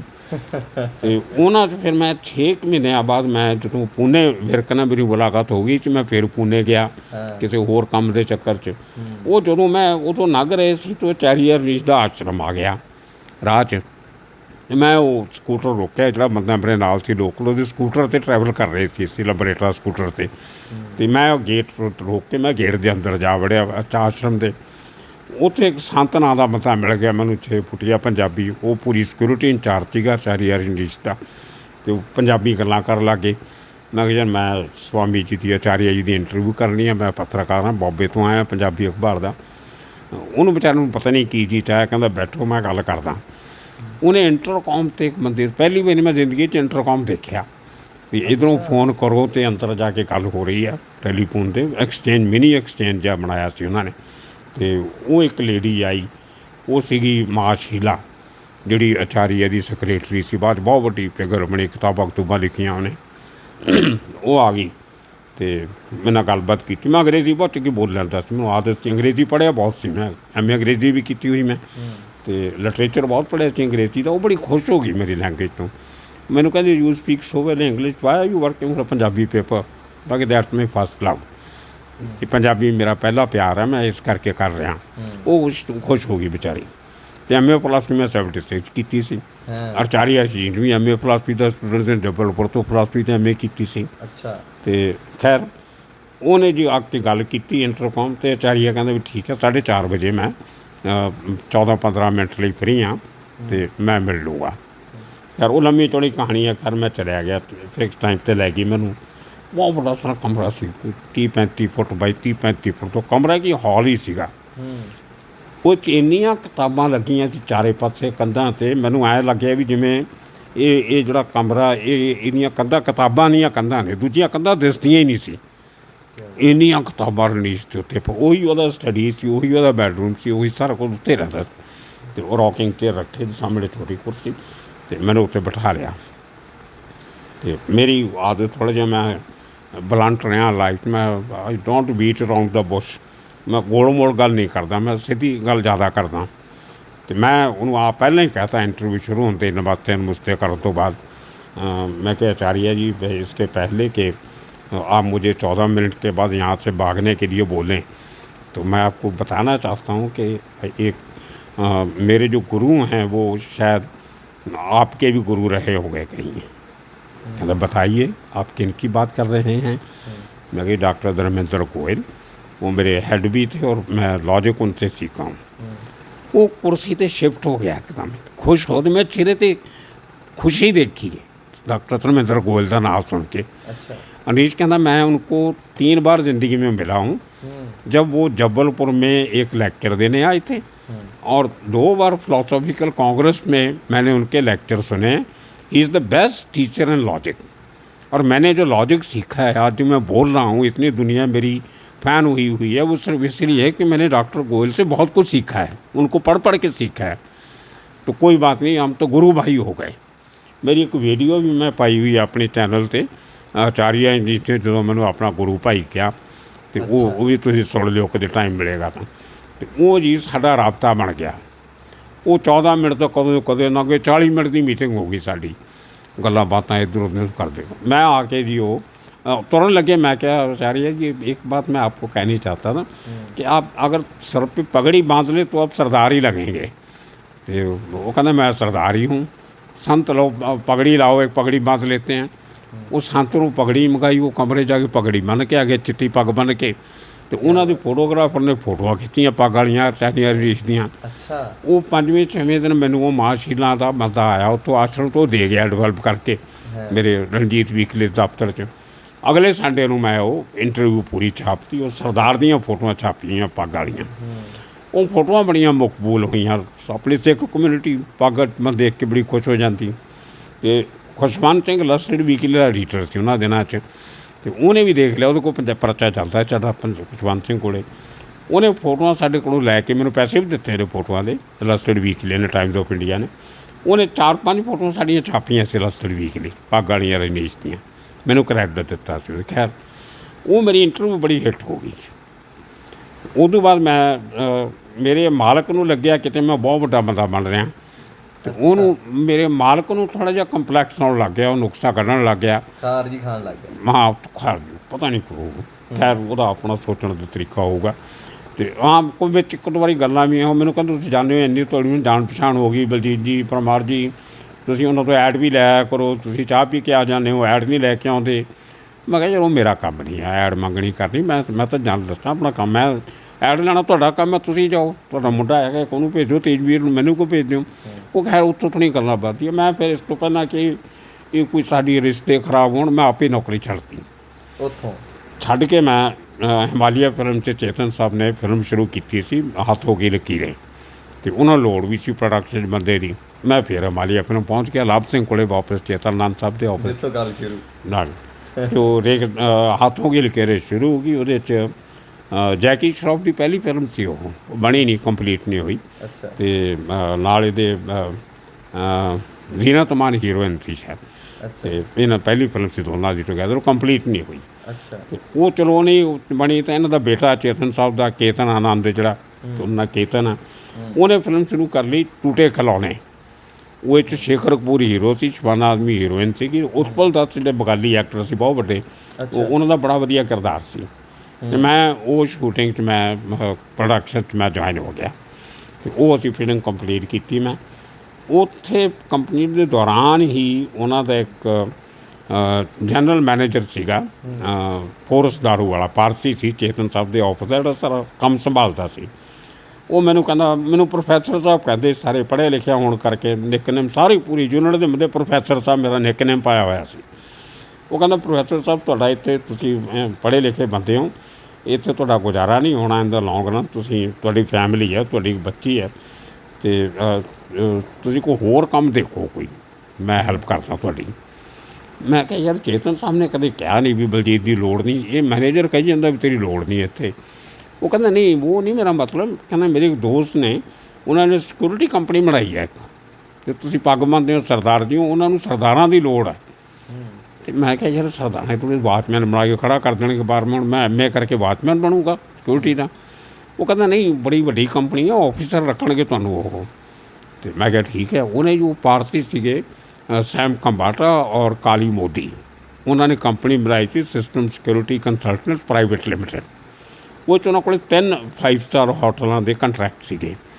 ਇੱਕ ਹੌਲੀਡੇ ਇਨ ਦਾ, ਇੱਕ ਅੰਬੈਸਡਰ ਹੋਟਲ ਦਾ, ਅਤੇ ਇੱਕ ਵੈਲਿੰਗਟਨ ਕਲੱਬ ਦਾ, ਸਭ ਤੋਂ ਵੱਡਾ ਕਲੱਬ ਬੰਬੇ ਦਾ, ਅਤੇ 5 ਸਟਾਰ ਕੰਟਰੈਕਟ।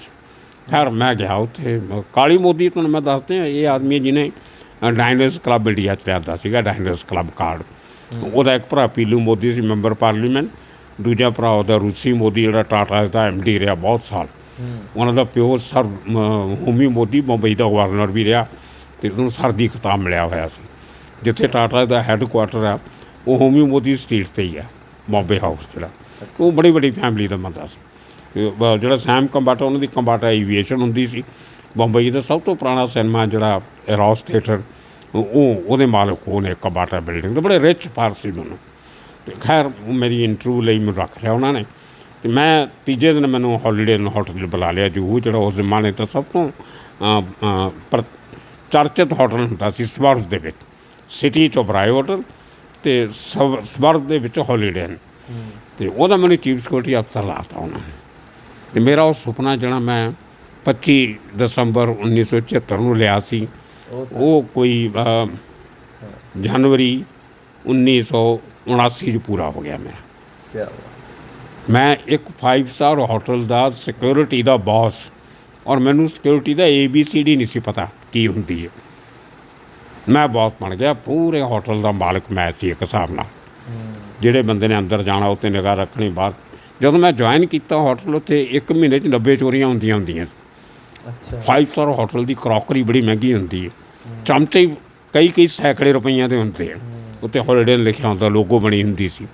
ਉਹ ਚੋਰੀ ਹੋ ਜਾਣੇ, ਗੈਸਟ ਦੇ ਕੋਈ ਘੜੀ ਚੋਰੀ ਹੋ ਜਾਣੀ, ਕਿਸੇ ਦੀ ਮੁੰਦਰੀ ਚੋਰੀ ਹੋ ਜਾਣੀ, ਕਿਸੇ ਦੀ ਸੋਨੇ ਦੀ ਚੇਨ ਚੋਰੀ, ਕਈ ਕਿਸਮ ਦੀਆਂ ਚੋਰੀਆਂ। ਅਤੇ ਮੇਰੇ ਜਦੋਂ ਮੈਂ 3 ਮਹੀਨੇ ਮੈਨੂੰ ਹੋ ਗਏ ਉੱਥੇ, ਅਤੇ ਚੌਥੇ ਮਹੀਨੇ 'ਚ 30 ਚੋਰੀਆਂ ਸੀਗੀਆਂ। 90 ਦਿਨਾਂ ਬਾਅਦ 30 ਚੋਰੀਆਂ ਰਹਿ ਗਈਆਂ, ਜਿਹੜੀਆਂ 1 ਮਹੀਨੇ 'ਚ 90 ਹੁੰਦੀਆਂ ਸੀ। ਅਤੇ ਮੈਨੂੰ ਮਾਲਕ ਪੁੱਛਣ, ਤੂੰ ਕੀ ਕੀਤਾ ਸਰਦਾਰ ਜੀ, ਤੂੰ ਇਹ ਕੀ ਜਾਦੂ ਚਲਾਇਆ, ਚੋਰੀਆਂ ਘੱਟ ਗਈਆਂ? ਮੈਂ ਕੁਛ ਨਹੀਂ, ਮੈਂ ਅੱਖਾਂ ਖੁੱਲ੍ਹੀਆਂ ਰੱਖਦੀਆਂ, ਪਹਿਲਾਂ ਦੇ ਵਾਲੇ ਬੰਦ ਰੱਖਦੇ ਸੀ। ਅਤੇ ਮੈਂ ਉਹ ਬਾਡੀ ਲੈਂਗੁਏਜ ਦੇਖ ਕੇ ਬੰਦਿਆਂ ਦੀ, ਕੋਈ ਜਿਹੜਾ ਤੁਰਦਾ ਉਹਦਾ ਕੋਈ ਬਲਜੀ ਜੀ ਬਣੀ, ਕੁਛ ਬਣੀ, ਮੈਂ ਉਹਦੀ ਤਲਾਸ਼ੀ ਲੈਣੀ। ਮੈਂ ਬਾਕੀ ਸਭ ਦੀ ਤਲਾਸ਼ੀ ਨਹੀਂ ਬੰਦ ਕਰਤੀ। ਮੇਰੇ ਤੋਂ ਪਹਿਲਾਂ ਜਿਹੜੀ ਸਿਕਿਉਰਿਟੀ ਵਾਲੇ ਸੀ, ਸਭ ਬੰਦੇ ਤਲਾਸ਼ੀ ਲੈਂਦੇ ਸੀ ਅੰਦਰ ਆਉਣ ਵੇਲੇ, ਮੁਲਾਜ਼ਮਾਂ ਦੀ, ਗੈਸਤੀ ਨਹੀਂ, ਮੁਲਾਜ਼ਮਾਂ ਦੀ। ਮੈਂ ਨਹੀਂ ਲਈ। ਮੈਂ ਉਹ ਕਾਨਫੀਡੈਂਸ ਹੋ ਗਿਆ, ਮੈਂ ਕਿਹਾ ਮੇਰੀ ਤਲਾਸ਼ੀ ਲੈਣ ਨਾਲ ਚੋਰੀ ਰੁਕਣੀ ਨਹੀਂ।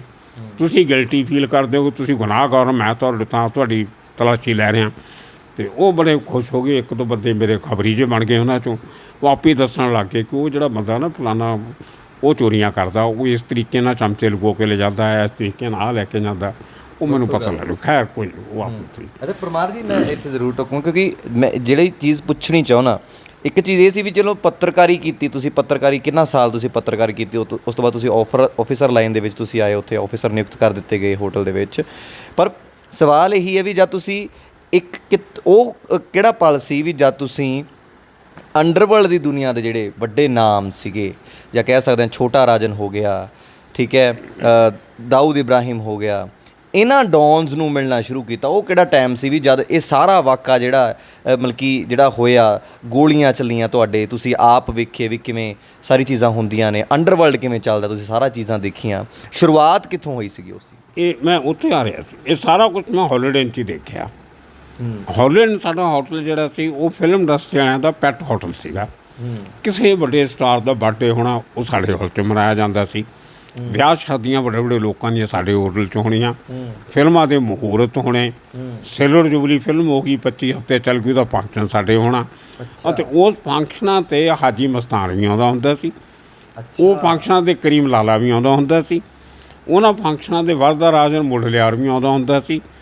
ਉਹਨਾਂ ਫੰਕਸ਼ਨਾਂ 'ਤੇ ਹੀ ਛੋਟਾ ਰਾਜਨ ਤਾਂ ਉਦੋਂ ਹੈ ਨਹੀਂ ਸੀ, ਬਹੁਤ ਛੋਟਾ ਸੀ। ਮੈਂ ਪੁਰਾਣੀ ਗੱਲ, ਮੈਂ ਉਦੋਂ ਪੱਤਰਕਾਰ ਨਹੀਂ ਸੀ, ਮੈਂ ਤਾਂ ਸਿਕਿਉਰਿਟੀ ਦਾ ਇੰਚਾਰਜ ਸੀ, ਪੂਰਾ ਬੰਦੋਬਸਤ ਰੱਖਣਾ। ਫਿਰ ਉੱਥੇ ਪੁਲਿਸ ਵਾਲੇ ਵੀ ਆਉਂਦੇ ਸੀ, ਲੋਕਲ ਪੁਲਿਸ ਸਟੇਸ਼ਨ ਦਾ ਸੀਨੀਅਰ ਇੰਸਪੈਕਟਰ ਆਉਂਦਾ ਸੀ, ਸਾਡੇ ਏਰੀਏ ਦਾ DCP ਆਉਂਦਾ ਸੀ। ਅਤੇ ਮੇਨ ਲਾਈਨ ਇੰਗਲਿਸ਼ ਪੱਤਰਕਾਰਤਾ 'ਚ ਆਉਣ ਤੋਂ ਪਹਿਲਾਂ ਹੌਲੀਡੇ ਇਨ 'ਚ ਮੈਂ ਤਕਰੀਬਨ ਹਰ ਬੰਬਈ ਦੇ ਵੱਡੇ ਬੰਦੇ ਨੂੰ ਦੇਖ ਚੁੱਕਾ ਸੀ, ਹੱਥ ਮਿਲਾ ਚੁੱਕਾ ਸੀ। ਅਤੇ ਇੱਕ ਜਿਹੜਾ ਹਊਆ ਜਿਹਾ ਹੁੰਦਾ ਨਾ, ਤੁਹਾਨੂੰ ਡਰ ਕੀ ਹੈ? ਡਰ ਬੇਸਿਕਲੀ ਕੀ ਹੁੰਦਾ? ਡਰ ਉਹ ਚੀਜ਼ ਹੈ ਜਿਹੜਾ ਤੁਸੀਂ ਦੇਖਿਆ ਨਹੀਂ। ਅਸੀਂ ਹਮੇਸ਼ਾ ਅਦਿੱਖ ਚੀਜ਼ ਤੋਂ ਡਰਦੇ ਹਾਂ। ਅਸੀਂ ਸੱਪ ਤੋਂ ਉਦੋਂ ਤੱਕ ਡਰਦੇ ਹਾਂ ਜਦੋਂ ਤੱਕ ਸੱਪ ਨੂੰ ਅਸੀਂ ਮਾਰ ਨਹੀਂ ਲੈਂਦੇ। ਤੁਸੀਂ ਇੱਕ ਸੱਪ ਮਾਰ ਲਓ, ਤੁਸੀਂ ਕਿਸੇ ਸੱਪ ਤੋਂ ਨਹੀਂ ਡਰਦੇ। ਤੁਹਾਨੂੰ ਪਤਾ ਹੋਣਾ ਚਾਹੀਦਾ ਕਿ ਸਰੀ ਨੱਪ ਲਓ, ਕੁਛ ਨਹੀਂ ਕਰ ਸਕਦਾ ਇਹ। ਕਾਰਪੈਟ ਪਾ ਦਿਓ ਉਹਦੇ ਸਿਰੇ 'ਤੇ ਹਿੱਲ ਨਹੀਂ ਸਕਦਾ ਉਹ। ਅਤੇ ਜਦੋਂ ਮੈਂ ਸਾਰੇ ਉਹ ਜਿਹਨਾਂ ਨੂੰ ਲੋਕ ਡੌਨ ਕਹਿੰਦੇ ਹੁੰਦੇ ਸੀ ਉਹਨਾਂ ਨੂੰ ਮੈਂ ਕੁਰਸੀ 'ਤੇ ਬੈਠੇ ਚਾਹ ਪੀਂਦੇ ਦੇਖ ਲਿਆ। ਕਿਸੇ ਚਾਹ ਕੱਪੜਿਆਂ 'ਤੇ ਡੁੱਲੀ, ਉਹ ਆਪਣਾ ਰੁਮਾਲ ਕੱਢ ਕੇ ਆਪ ਹੀ ਸਾਫ਼ ਕਰ ਰਿਹਾ। ਚਮਚੇ ਤਾਂ ਬਾਹਰ ਹੁੰਦੇ ਸੀ, ਉਹ 5 ਸਟਾਰ ਹੋਟਲ ਬਣਦੇ ਨਹੀਂ ਦਿੰਦੇ ਉਹਨਾਂ ਨੂੰ। ਅਤੇ ਰੋਟੀ ਵੀ ਆਪ ਪਾ ਕੇ ਖਾ ਰਿਹਾ ਪਲੇਟ 'ਚ, ਉੱਥੇ ਕਿਹੜਾ ਨੌਕਰ ਨੇ ਪਾ ਕੇ ਦੇਣੀ ਆ। ਅਤੇ ਮੈਂ ਉਹ ਜਿਹੜਾ ਡਰ ਜਿਹਾ ਹਊਆ ਜਿਹਾ ਸੀ ਵੱਡੇ ਹਾਜੀ ਮਸਤਾਨ ਦਾ, ਕਰੀਮ ਲਾਲਾ ਦਾ, ਉਹ ਮੈਂ ਬੜੇ ਕਲੋਜ਼ ਤੋਂ ਦੇਖ ਲਏ ਸੀ ਸਾਰੇ। ਤੂੰ ਐਜ਼ ਅ ਪਰਸਨ ਜਿਹੜਾ ਇੱਕ ਡਰ ਹੁੰਦਾ ਨਾ ਹਿਊਮਨ, ਉਹ ਮੇਰੇ ਦਿਲ 'ਚੋਂ ਨਿਕਲ ਗਿਆ ਸੀ। ਉੱਥੇ ਮੈਂ ਲੜਾਈਆਂ ਬਹੁਤ ਦੇਖੀਆਂ। 2 ਗੈਂਗ ਲੜ ਪੈਂਦੇ ਸੀ ਬਦਮਾਸ਼ਾਂ ਦੇ। ਚਰਨਜੀਤ ਬਾਲੀ ਇੱਕ ਸਮਗਲਰ ਹੁੰਦਾ ਸੀ, ਉਹਦੀ ਲੜਾਈ ਧਰਮਿੰਦਰ ਦੇ ਗੈਸਟ ਆਏ ਹੋਏ ਸੀਗੇ ਪੰਜਾਬ ਤੋਂ ਹੋ ਗਏ, ਅਤੇ ਕਜ਼ਨ ਵੀ ਸੀ 3-4 ਨਾਲ। ਉਹ ਦਾਰੂ ਪੀਂਦਿਆਂ ਲੜਾਈ ਹੋ ਗਈ ਬਾਹਰ 'ਚ ਹੋਟਲ ਦੀ। ਉਹ ਮੈਂ ਚੜਾਇਆ ਇਹਨਾਂ ਨੂੰ, ਫਿਰ ਪੁਲਿਸ ਲਿਆਏ, ਉੱਥੋਂ ਵੀ ਚੜਾਏ ਬੰਦੇ। ਉਹ ਮੈਂ ਕਈ ਕੁਛ ਬੰਦੂਕਾਂ ਗੋਲੀਆਂ ਗਾਲੀਆਂ ਚੱਲਦੀਆਂ, ਹਥਿਆਰ ਹਥੂਰ, ਇਹ ਸਾਰਾ ਕੁਝ ਦੇਖ ਲਿਆ ਸੀ ਵੈਰੀ ਕਲੋਜ਼ਲੀ। ਔਰ ਮੈਂ ਵੱਡੇ ਵੱਡੇ ਬੰਦਿਆਂ ਨਾਲ ਬਹਿ ਕੇ ਚਾਹ ਪੀ ਲਈ, ਦਾਰੂ ਵੀ ਪੀ ਲਈ ਲੋਕਾਂ ਨਾਲ। ਰਾਜਕੁਮਾਰ ਮੈਨੂੰ ਮਿਲਣ ਆਉਂਦਾ ਹੁੰਦੇ ਵਿਚਾਰਾ, ਸਾਡੇ ਹੋਟਲ ਆਉਣਾ, ਮੈਂ ਹੀ ਬਹਿਣਾ ਉਹਦੇ ਨਾਲ। ਉਹ ਮੈਂ ਇੱਕ ਵੀਡੀਓ ਪਾਈ ਹੋਈ ਹੈ ਫੇਸਬੁੱਕ 'ਤੇ ਵੀ, ਮੈਂ ਲਿਖਿਆ ਉਹਦੇ ਬਾਰੇ। ਤਾਂ ਇਸ ਤਰ੍ਹਾਂ ਇੱਕ ਜਿਹੜਾ ਹਊਆ ਸੀ ਉਹ ਮੇਰੇ ਦਿਮਾਗ 'ਚ ਹੈ ਨਹੀਂ ਸੀ। ਅਤੇ ਮੇਰੇ ਲਈ ਇਹ ਸੀ ਵੀ ਇਨਸਾਨ ਤਾਂ ਇਨਸਾਨ ਹੀ ਹੁੰਦਾ।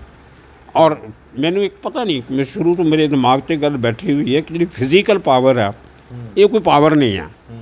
ਜੇ ਫਿਜ਼ੀਕਲ ਪਾਵਰ ਨੇ ਹਕੂਮਤ ਕਰਨਾ ਹੁੰਦਾ ਤਾਂ ਕਿੰਗ ਕੌਂਗ ਦੁਨੀਆ ਦਾ ਬਾਦਸ਼ਾਹ ਹੁੰਦਾ, ਦਾਰਾ ਸਿੰਘ ਹਿੰਦੁਸਤਾਨ ਦਾ ਪ੍ਰਾਈਮ ਮਿਨਿਸਟਰ ਹੁੰਦਾ, ਜਾਂ ਭੋਲਾ ਪਹਿਲਵਾਨ ਡਰੱਗ ਸਮਗਲਰ ਨਾ ਹੁੰਦਾ, ਪੰਜਾਬ ਦਾ ਚੀਫ ਮਿਨਿਸਟਰ ਹੁੰਦਾ। ਅਤੇ ਜੇ ਫਿਜ਼ੀਕਲ ਪਾਵਰ ਨਾਲ ਹੀ ਕੁਝ ਬਣਨਾ ਹੁੰਦਾ ਤਾਂ ਮੈਂ ਉਹ ਚੀਜ਼ ਤੋਂ ਕਦੇ ਨਹੀਂ ਡਰਿਆ। ਕਿਉਂਕਿ ਇੱਕ ਤੁਸੀਂ 14 ਸਾਲ ਦਾ ਬੱਚਾ ਚਾਕੂ ਲੈ ਕੇ ਇੱਕ ਐਕਸਟੋਰਸ਼ਨਿਸਟ ਨੂੰ ਮਰਡਰ ਕਰ ਸਕਦਾ, ਅਤੇ ਉਹ ਫਿਜ਼ੀਕਲ ਪਾਵਰ ਕੋਈ ਨਹੀਂ, ਹਥਿਆਰਾਂ ਦੀ ਕੋਈ ਵੈਲਿਊ ਨਹੀਂ। ਔਰ ਜਿਹੜੀ ਸਿਕਿਉਰਿਟੀ ਆ ਇਹ ਇੱਕ ਬਹੁਤ ਵੱਡਾ ਖੁਆਬ ਹੈ। No security in the world is foolproof. ਜੇ ਸਿਕਿਉਰਿਟੀ ਫੁੱਲ ਪ੍ਰੂਫ ਹੁੰਦੀ ਤਾਂ ਇੰਦਰਾ ਗਾਂਧੀ ਨਾ ਮਰਦੀ, ਬੇਅੰਤ ਸਿੰਘ ਨਾ ਮਰਦਾ, ਰਾਜੀਵ ਗਾਂਧੀ ਨਾ ਮਰਦਾ। ਸੋ ਇਹ ਸਾਰਾ ਢਕੋਸਲਾ 15 ਬਾਡੀਗਾਰਡ ਲੈ ਕੇ ਨਿਕਲਣਾ, ਮੌਨਸਰ ਲੈ ਕੇ ਨਿਕਲਣਾ, ਇਹ ਮੈਂ ਹੌਲੀਡੇ 'ਚ ਵੱਡੇ ਵੱਡੇ ਬੰਦਿਆਂ ਨੂੰ ਦੇਖ ਕੇ, ਜਿਨ੍ਹਾਂ ਤੋਂ ਬਾਹਰ ਦੁਨੀਆ ਡਰਦੀ ਸੀ, ਉਹ ਇਕੱਲਾ ਬੰਦਾ ਕੁਰਸੀ 'ਤੇ ਬੈਠਾ ਬੈਂਕੁਏਟ ਹਾਲ 'ਚ ਆਪਣੀ ਚਾਹ ਪੀ ਰਿਹਾ ਬੈਠਾ, ਜਾਂ ਕਰੀਮ ਲਾਲਾ ਅਤੇ ਹਾਜੀ ਮਸਤਾਨ ਬੈਠੇ ਦਾਰੂ ਪੀ ਰਹੇ ਆ, ਆਪਣੀ ਸਿਗਰਟਾਂ ਪੀ ਰਹੇ ਆ, ਇੰਜੋਏ ਕਰ ਰਹੇ ਆ, ਹੱਸ ਰਹੇ ਆ, ਘਿਰ ਰਹੇ ਆ, ਚੁਟਕਲੇ ਸੁਣਾ ਰਹੇ ਆ, ਸ਼ੇਰੋ ਸ਼ਾਇਰੀ ਹੋ ਰਹੀ ਹੈ। ਦਲੀਪ ਕੁਮਾਰ ਨਾਲ ਬੈਠਾ, ਅਮਜਦ ਖਾਨ ਬੈਠਾ, ਅਤੇ ਉਹ ਆਪਣੀਆਂ ਗੱਲਾਂ ਕਰ ਰਹੇ ਪਿੰਡਾਂ ਦੀਆਂ, ਅਫਗਾਨਿਸਤਾਨ ਦੀਆਂ, ਪਸ਼ਾਵਰ ਦੀਆਂ। ਉੱਥੇ ਕ੍ਰਾਈਮ ਦੀ ਗੱਲ ਨਹੀਂ ਸੀ ਹੁੰਦੀ। ਸੋ ਜਦੋਂ ਮੈਂ 3.5 ਸਾਲ ਬਾਅਦ ਉਹ ਹੋਟਲ ਛੱਡਿਆ, ਫਿਰ ਮੈਨੂੰ ਉਹ ਮੇਰਾ ਪੁਰਾਣਾ ਕੀੜਾ ਜਾਗਿਆ ਪੱਤਰਕਾਰਤਾ ਦਾ। ਅਤੇ ਮੈਂ ਕਿਹਾ ਹੁਣ ਪੰਜਾਬੀ 'ਚ ਜਾਣੋ, ਅੰਗਰੇਜ਼ੀ ਵੱਲ ਨੂੰ ਤੁਰੋ। ਫਿਰ ਮੈਂ 82 'ਚ ਫਰੀ ਪ੍ਰੈਸ ਜਰਨਲ ਅਖਬਾਰ ਸੀ, ਉੱਥੇ ਸਭ ਤੋਂ ਪੁਰਾਣਾ, ਬੜੇ ਬੜੇ ਜਰਨਲਿਸਟ ਉੱਥੋਂ ਨਿਕਲੇ, ਬਹੁਤ ਵੱਡੇ ਬੰਦੇ ਬਣੇ। ਉੱਥੇ ਮੈਂ ਜਾ ਕੇ ਉਹ ਨੌਕਰੀ, ਲੰਮੀ ਕਹਾਣੀ ਹੈ ਕਿਵੇਂ ਮਿਲੀ, ਅਤੇ ਮੈਨੂੰ ਉੱਥੇ ਜਾ ਕੇ 700 ਰੁਪਏ ਦੀ ਨੌਕਰੀ ਮਿਲੀ। ਮੈਂ 3,500 ਰੁਪਏ ਮਹੀਨੇ ਦੀ ਨੌਕਰੀ ਛੱਡ ਕੇ ਦੁਬਾਰਾ ਪੱਤਰਕਾਰ ਬਣਨ ਲਈ ਅੰਗਰੇਜ਼ੀ ਦਾ ਮੈਂ 700 ਰੁਪਏ ਦੀ ਨੌਕਰੀ ਕੀਤੀ, ਪ੍ਰੂਫ ਰੀਡਰ ਦੀ। ਪਰ ਉੱਥੇ ਵੀ ਇਹੀ ਹੋਇਆ, ਮਹੀਨੇ ਕੁ ਬਾਅਦ ਹੀ ਮੇਰੀ ਤਨਖਾਹ ਵਾਪਸ ਰੈਗੂਲਰ 1750 ਰੁਪਈਆ ਹੋ ਗਈ, ਜਿੰਨੀ ਇੱਕ ਟ੍ਰੇਨੀ ਰਿਪੋਰਟਰ ਨੂੰ ਮਿਲਦੀ ਹੁੰਦੀ ਸੀ ਉਸ ਜ਼ਮਾਨੇ 'ਚ 82 'ਚ। ਮੈਂ 82 'ਚ ਮੈਂ ਫਿਰ ਅੰਗਰੇਜ਼ੀ ਦਾ ਕੰਮ ਸ਼ੁਰੂ ਕੀਤਾ। ਅਤੇ ਉਹ ਕਿਉਂਕਿ ਮੈਨੂੰ ਬੰਦੇ ਬਹੁਤ ਜਾਣਦੇ ਸੀਗੇ, ਅਤੇ ਉਹ ਵਿਸਾਖੀ ਦਾ ਪ੍ਰੋਗਰਾਮ ਆਇਆ, ਅਤੇ ਮੈਨੂੰ ਮੇਰੇ ਐਡੀਟਰ ਪੰਜਾਬੀ ਸੀਗਾ ਵਰਿੰਦਰ ਕਪੂਰ, ਕਹਿੰਦੇ ਯਾਰ ਵਿਸਾਖੀ ਕਵਰ ਕਰ। ਵੱਡੇ ਵੱਡੇ ਐਕਟਰ ਆਉਂਦੇ ਆ, ਸਭ ਆਉਂਦੇ ਆ, ਫੋਟੋਗ੍ਰਾਫਰ ਲੈ ਕੇ ਚੰਗੀਆਂ ਜਿਹੀਆਂ ਫੋਟੋਆਂ। ਅਤੇ ਉਹ ਮੈਨੂੰ ਸਾਰੇ ਜਾਣਦੇ ਸੀ ਕਿ ਐਕਟਰ ਤਾਂ ਸਾਰੇ ਅੱਧੇ ਹੌਲੀ ਦੇਖ ਹੀ ਲਏ ਸੀ। ਮੈਂ ਉਹ ਵੀ ਕਰ ਲਿਆ, ਉਹਨਾਂ ਦੇ ਇੰਟਰਵਿਊ ਕਰ ਲਿਆ। ਉਹ ਬੜੀ ਵਧੀਆ ਸੰਡੇ ਵਾਲਾ ਪੀਸ ਬਣ ਗਿਆ, ਫੁੱਲ ਪੇਜ ਦਾ, ਐਡੀਟਰ ਕੁਛ। ਫਿਰ ਮੈਂ ਜਿਹੜੇ ਏਰੀਏ 'ਚ ਰਹਿੰਦਾ ਸੀ ਉੱਥੇ ਅੰਡਰਵਰਲਡ ਡੌਨ ਵਰਦਾ ਰਾਜਨ ਰਹਿੰਦਾ ਸੀ, ਉਹਦੀ ਹੁਕੂਮਤ ਚੱਲਦੀ ਸੀ। ਮੈਂ ਰੋਜ਼ ਦੇਖਦਾ ਸੀ ਵੀ ਉਹ ਰਾਤੋਂ ਰਾਤ ਇਲੀਗਲ ਕੰਸਟਰਕਸ਼ਨ ਕਿਵੇਂ ਹੋ ਰਹੀ ਹੈ, ਰਾਤੋਂ ਰਾਤ ਨਵੀਆਂ ਝੋਪੜੀਆਂ ਕਿਵੇਂ ਬਣ ਗਈਆਂ, ਰਾਤੋਂ ਰਾਤ ਪਾਣੀ ਦੀਆਂ ਪਾਈਪਲਾਈਨ ਕਿਵੇਂ ਆ ਗਈਆਂ, ਬਿਜਲੀ ਦੇ ਕਨੈਕਸ਼ਨ ਕਿਵੇਂ ਆਏ। ਅਤੇ ਮੈਂ ਉਹ ਮੇਰਾ ਫੋਟੋਗ੍ਰਾਫੀ, ਮੇਰਾ ਗੁਆਂਢੀ ਰਹਿੰਦਾ ਸੀ ਮੇਰੇ ਪੇਪਰ ਦਾ ਹੀ, ਪ੍ਰਦੀਪ ਚੰਦਰਾ। ਬਾਅਦ 'ਚੋਂ ਨੇ ਅਮਿਤਾਭ ਬੱਚਨ 'ਤੇ 3 ਕਿਤਾਬਾਂ ਕਿਤਾਬਾਂ ਛਾਪੀਆਂ ਉਹਨੇ ਫੋਟੋਗ੍ਰਾਫ ਦੀਆਂ ਸਿਰਫ। ਅਤੇ ਉਹਦੇ ਨਾਲ ਲੈ ਕੇ ਅਸੀਂ ਫੋਟੋਆਂ ਚੋਰੀ ਛਿਪੇ ਖਿੱਚ ਲੈਣੀਆਂ, ਤੂੰ ਛਾਪ ਦੇਣੀਆਂ। ਅਤੇ ਫਿਰ ਸਭ ਤੋਂ ਪਹਿਲਾਂ ਮੈਂ ਵਰਦਾ ਰਾਜਨ ਦੀ ਇੰਟਰਵਿਊ ਕਰ ਲਈ, ਉਹਦੇ ਇਲਾਕੇ 'ਚ ਰਹਿੰਦਾ ਜਾਣਦਾ ਸੀ, ਆਡੀਅਨ ਮਿਲਿਆ ਹੋਇਆ ਸੀ, ਜਿਹਦੇ ਨਾਂ ਤੋਂ ਲੋਕ ਡਰਦੇ ਸੀ। ਮੈਂ ਉਹਦੀ ਇੰਟਰਵਿਊ ਕਰਕੇ ਛਾਪਤੀ, ਉਹਦਾ ਨਾਂ ਸੀਗਾ ਰਿਟਰਨ ਟਿਕਟ। ਉਹ ਇੰਟਰਵਿਊ ਮੇਰੀ ਬੜੀ ਹਿੱਟ ਹੋ ਗਈ। ਅੰਡਰਵਰਲਡ ਦੇ ਕਿਸੇ ਡੌਨ ਨਾਲ ਪਹਿਲਾਂ ਕਿਸੇ ਨੂੰ ਸੋਚਿਆ ਨਹੀਂ ਸੀ ਕਿ ਅੰਡਰਵਰਲਡ ਇੰਟਰਵਿਊ ਵੀ ਦਿੰਦਾ, ਅਤੇ ਅੰਡਰਵਰਲਡ ਡੌਨ ਇੰਟਰਵਿਊ ਦਿੰਦੇ ਆ। ਲੋਕ ਡਰਦੇ ਸੀ, ਜਾਂਦੇ ਨਹੀਂ ਸੀ ਉਹਨਾਂ ਕੋਲ। ਉਹ ਮੇਰਾ ਡਰ ਹੌਲੀਵੁੱਡ 'ਚ ਨਿਕਲ ਗਿਆ ਸੀ। ਮੇਰੇ ਲਈ ਉਹ ਆਮ ਹਿਊਮਨ ਬੀਇੰਗ ਸੀਗੇ ਜਿਹੜੇ ਲੋਕਾਂ ਲਈ ਡੌਨ ਸੀ। ਮੇਰੇ ਲਈ ਉਹ ਖਾਲੀ ਸੈਲੀਬ੍ਰਿਟੀ ਸੀਗੇ ਬਸ। ਅਤੇ ਖੈਰ ਉਹ ਮੇਰੀ ਇੰਟਰਵਿਊ ਹਿੱਟ ਹੋ ਗਈ। ਫਿਰ ਮੈਂ ਵਰਦਰਾਜਨ ਨੂੰ ਐਕਸਪੋਜ਼ ਕੀਤਾ 3-4 ਆਰਟੀਕਲ 'ਚ। ਲੋਕ ਬੜੇ ਹੈਰਾਨ ਹੋਏ ਵੀ ਇਹਦੇ ਖਿਲਾਫ ਤਾਂ ਕੋਈ ਬੋਲਦਾ ਨਹੀਂ, ਮਤਲਬ ਲਿਖੀ ਜਾਂਦਾ। ਅਤੇ ਉਹ ਫਿਰ ਕਰਦੇ ਫਿਰ ਮੈਂ ਕਰੀਮ ਲਾਲਾ ਦੀ ਇੰਟਰਵਿਊ, ਕਰੀਮ ਲਾਲਾ ਨੂੰ ਫੜ ਲਿਆ ਪੁਲਿਸ ਵਾਲਿਆਂ ਨੇ ਕੇਸ 'ਚ। ਅਤੇ ਮੈਂ ਪੁਲਿਸ ਵਾਲਿਆਂ ਨੂੰ ਫੋਨ ਕੀਤਾ ਕਿ ਮੈਂ ਇਹਦੀ ਇੰਟਰੋਗੇਸ਼ਨ ਦੇਖਣੀ ਚਾਹੁੰਦਾ। ਅੱਛਾ। ਉਹ ਅਫਸਰ ਕਹਿੰਦਾ ਨਹੀਂ ਜੀ ਅਸੀਂ ਨਹੀਂ ਅਲਾਓ ਕਰ ਸਕਦੇ ਇਹ। ਮੈਂ ਕੋਈ ਨਹੀਂ।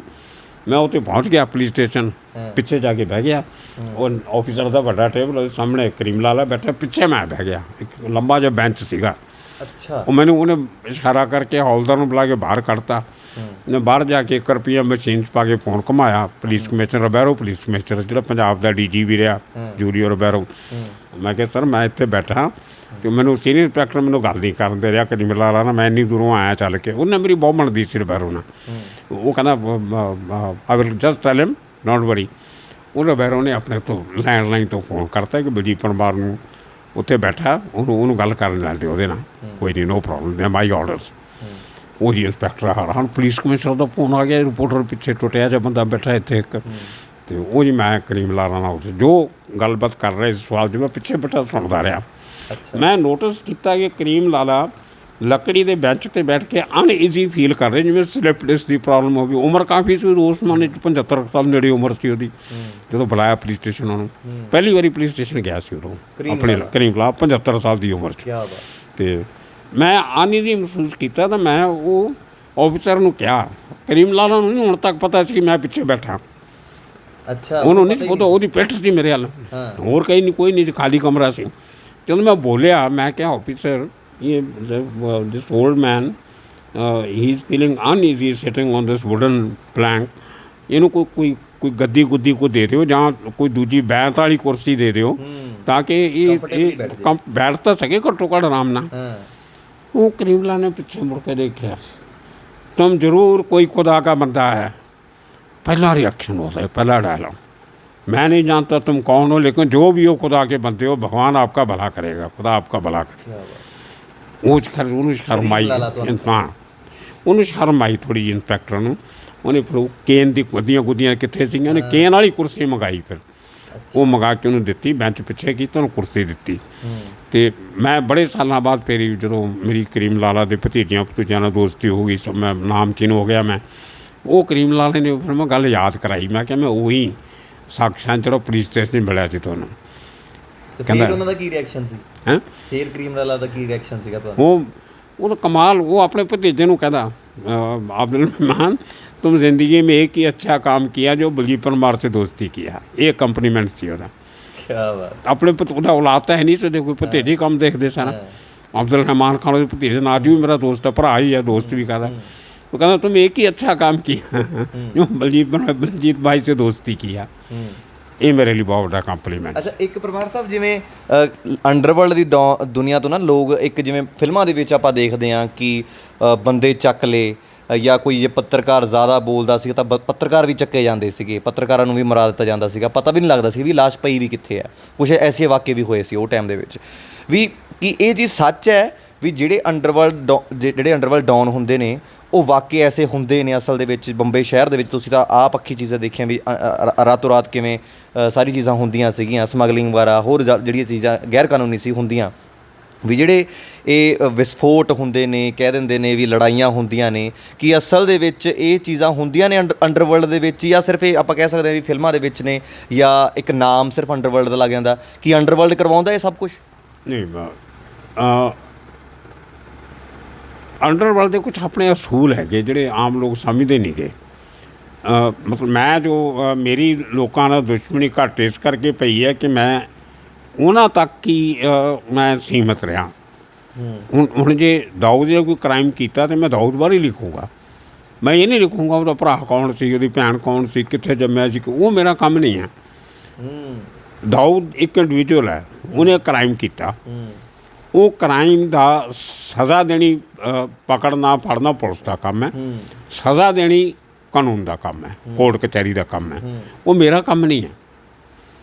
ਮੇਰਾ ਕੰਮ ਹੈ ਇੱਕ ਆਦਮੀ ਜਿਹਨੇ ਕ੍ਰਾਈਮ ਕੀਤਾ, ਉਹ ਮੇਰਾ ਥੀਮ ਹੈ। ਜਿਹੜੇ ਥੀਮ 'ਤੇ ਮੈਂ ਆਪਣੀ ਰਿਪੋਰਟ ਬਣਾਉਣੀ ਹੈ।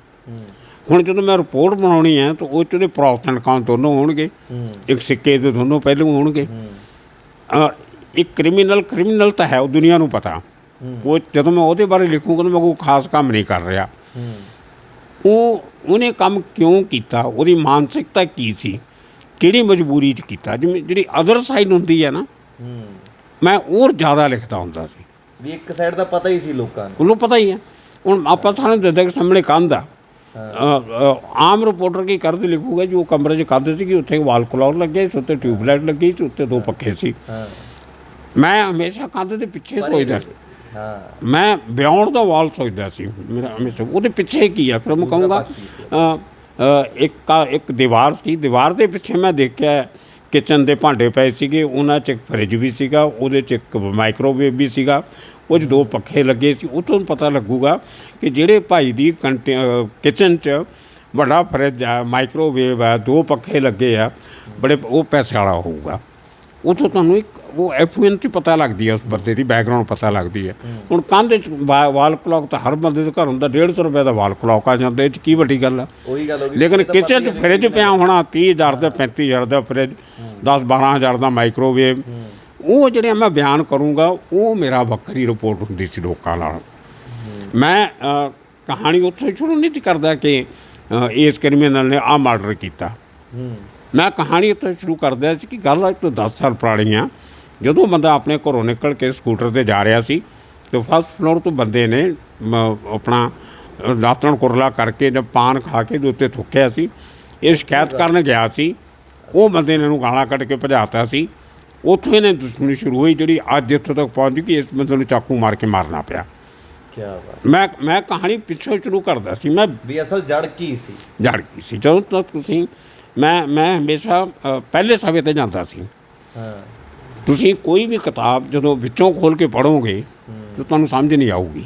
ਉਹਨੂੰ ਸ਼ੁਰੂ ਤੋਂ ਪੜ੍ਹਨਾ ਪੈਣਾ, ਸ਼ੁਰੂ ਤੋਂ ਪੜ੍ਹਨਾ ਪਊਗਾ। ਅੱਛਾ, ਦਾਊਦ ਜਿਵੇਂ ਦੱਸਿਆ ਜਾਂਦਾ ਵੀ ਅੰਡਰਵਰਲਡ ਦੇ ਵਿੱਚ ਫਿਰ ਪਰਮਾਰ ਸਾਹਿਬ ਸਭ ਤੋਂ ਪਹਿਲੀ ਜਿਹੜੀ, ਕਿਉਂਕਿ ਇਹ ਚਾਕੂ ਹੋ ਗਏ, ਮਰਡਰ ਹੋ ਗਏ, ਇਹ ਤਾਂ ਆਮ ਗੱਲਾਂ ਸੀਗੀਆਂ ਵੀ ਕਿਸੇ ਬੰਦੇ ਨੂੰ ਚੁਕਾ ਦੇਣਾ ਜੇ ਕੁਝ ਜ਼ਿਆਦਾ ਕੋਈ ਤਿੜਫਿੜ ਕਰਦਾ ਸੀਗਾ।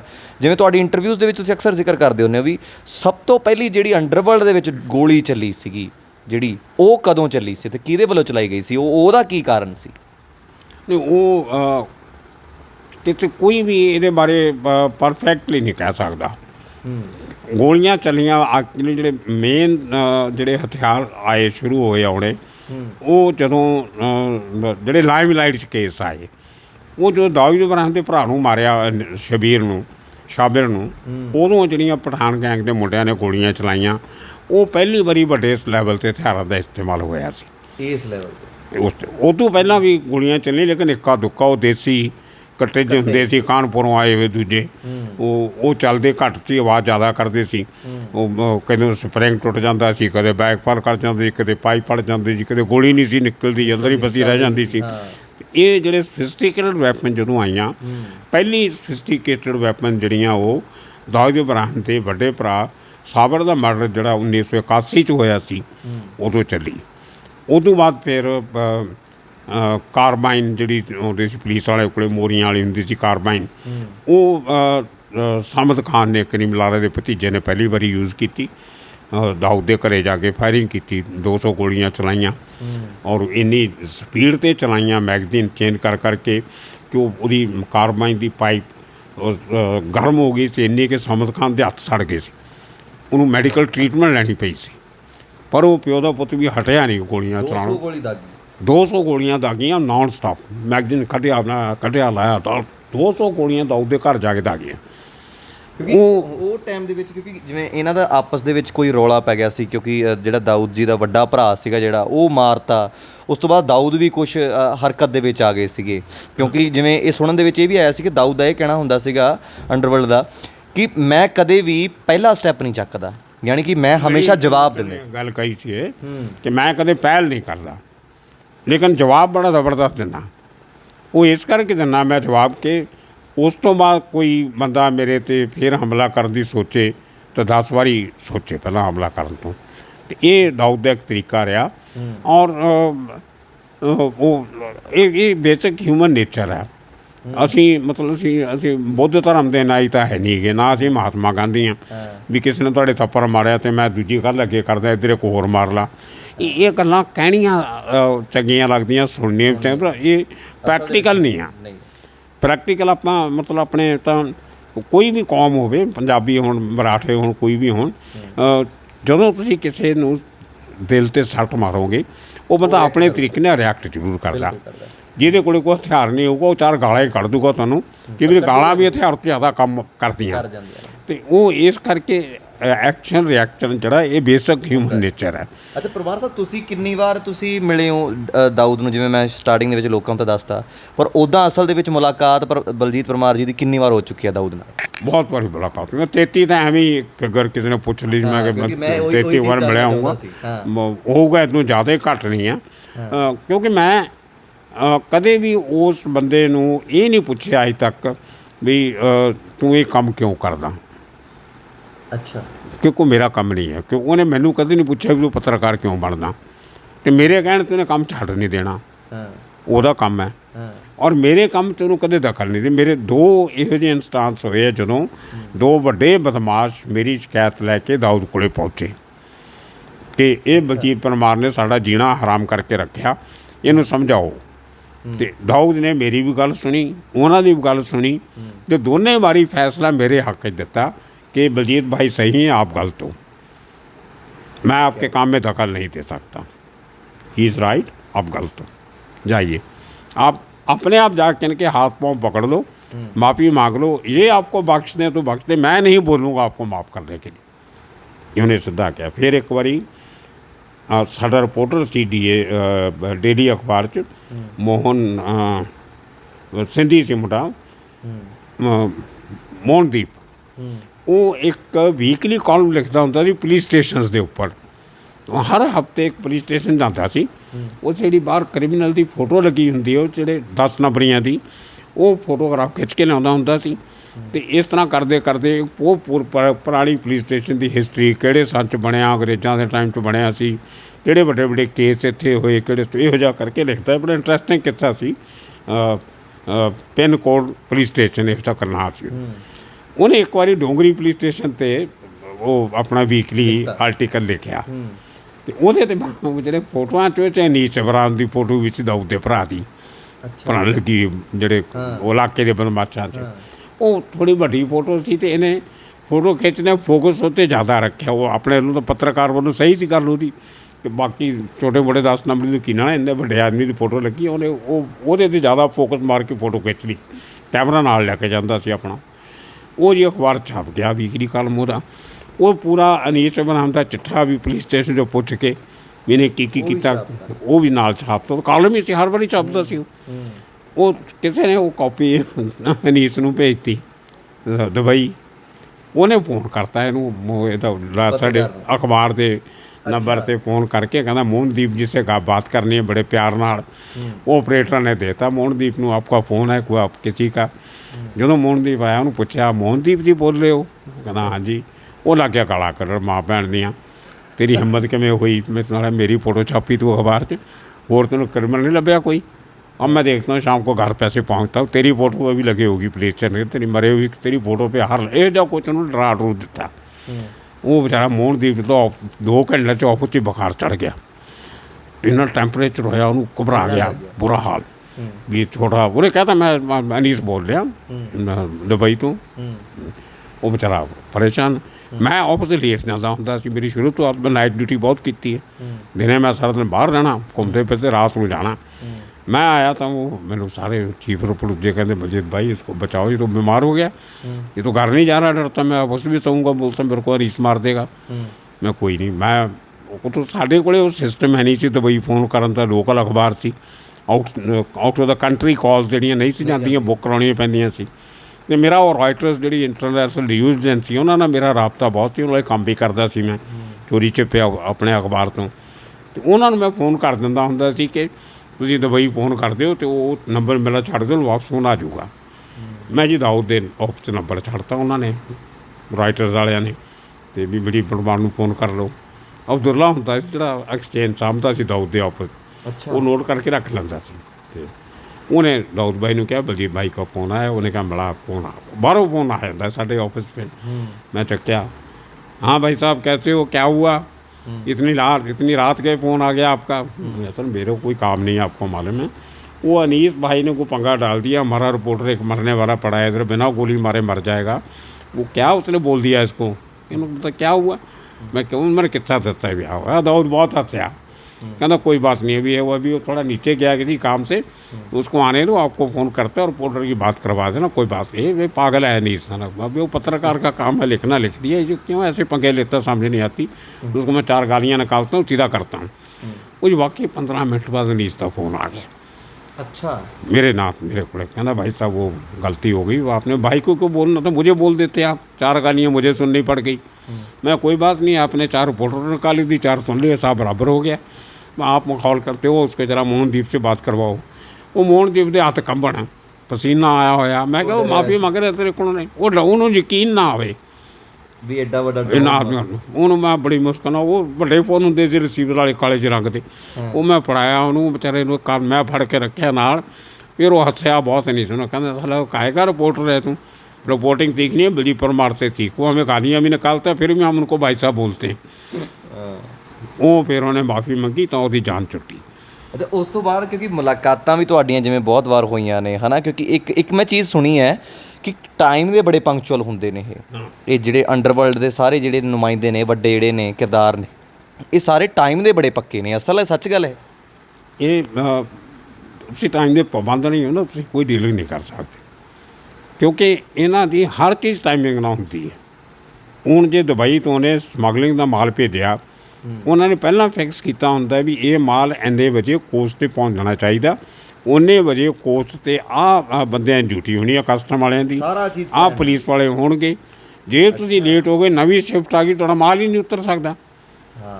ਫਿਰ ਤੁਸੀਂ ਸਮੁੰਦਰ ਜਾਣਾ, ਸਮੁੰਦਰ ਦੀ ਹਾਈ ਟਾਈਡ ਕਿੰਨੇ ਵਜੇ ਆਉਂਦੀ ਆ, ਲੋ ਟਾਈਡ ਕਿੰਨੇ ਵਜੇ ਜਾਂਦੀ ਆ। ਸਾਰੀ ਚੀਜ਼ਾਂ ਜਦੋਂ ਤੁਸੀਂ ਹਾਈ ਟਾਈਡ ਦੇ ਟਾਈਮ 'ਤੇ ਪਹੁੰਚੋ, ਤੁਹਾਡਾ ਜਹਾਜ਼ ਲੱਗਣਾ ਹੀ ਨਹੀਂ ਕਿਨਾਰੇ 'ਤੇ, ਉਹ ਛਾਲ ਮਾਰਨਾ ਪਾਣੀ ਨੇ, ਛੋਟੀ ਕਿਸ਼ਤੀ ਤੁਹਾਡੀ। ਤਾਂ टाइमिंग बहुत ज़रूरी होती है। अच्छा, परमार साहब, मैं खुद बताते खुद मैं टाइम का बहुत पाबंद हाँ।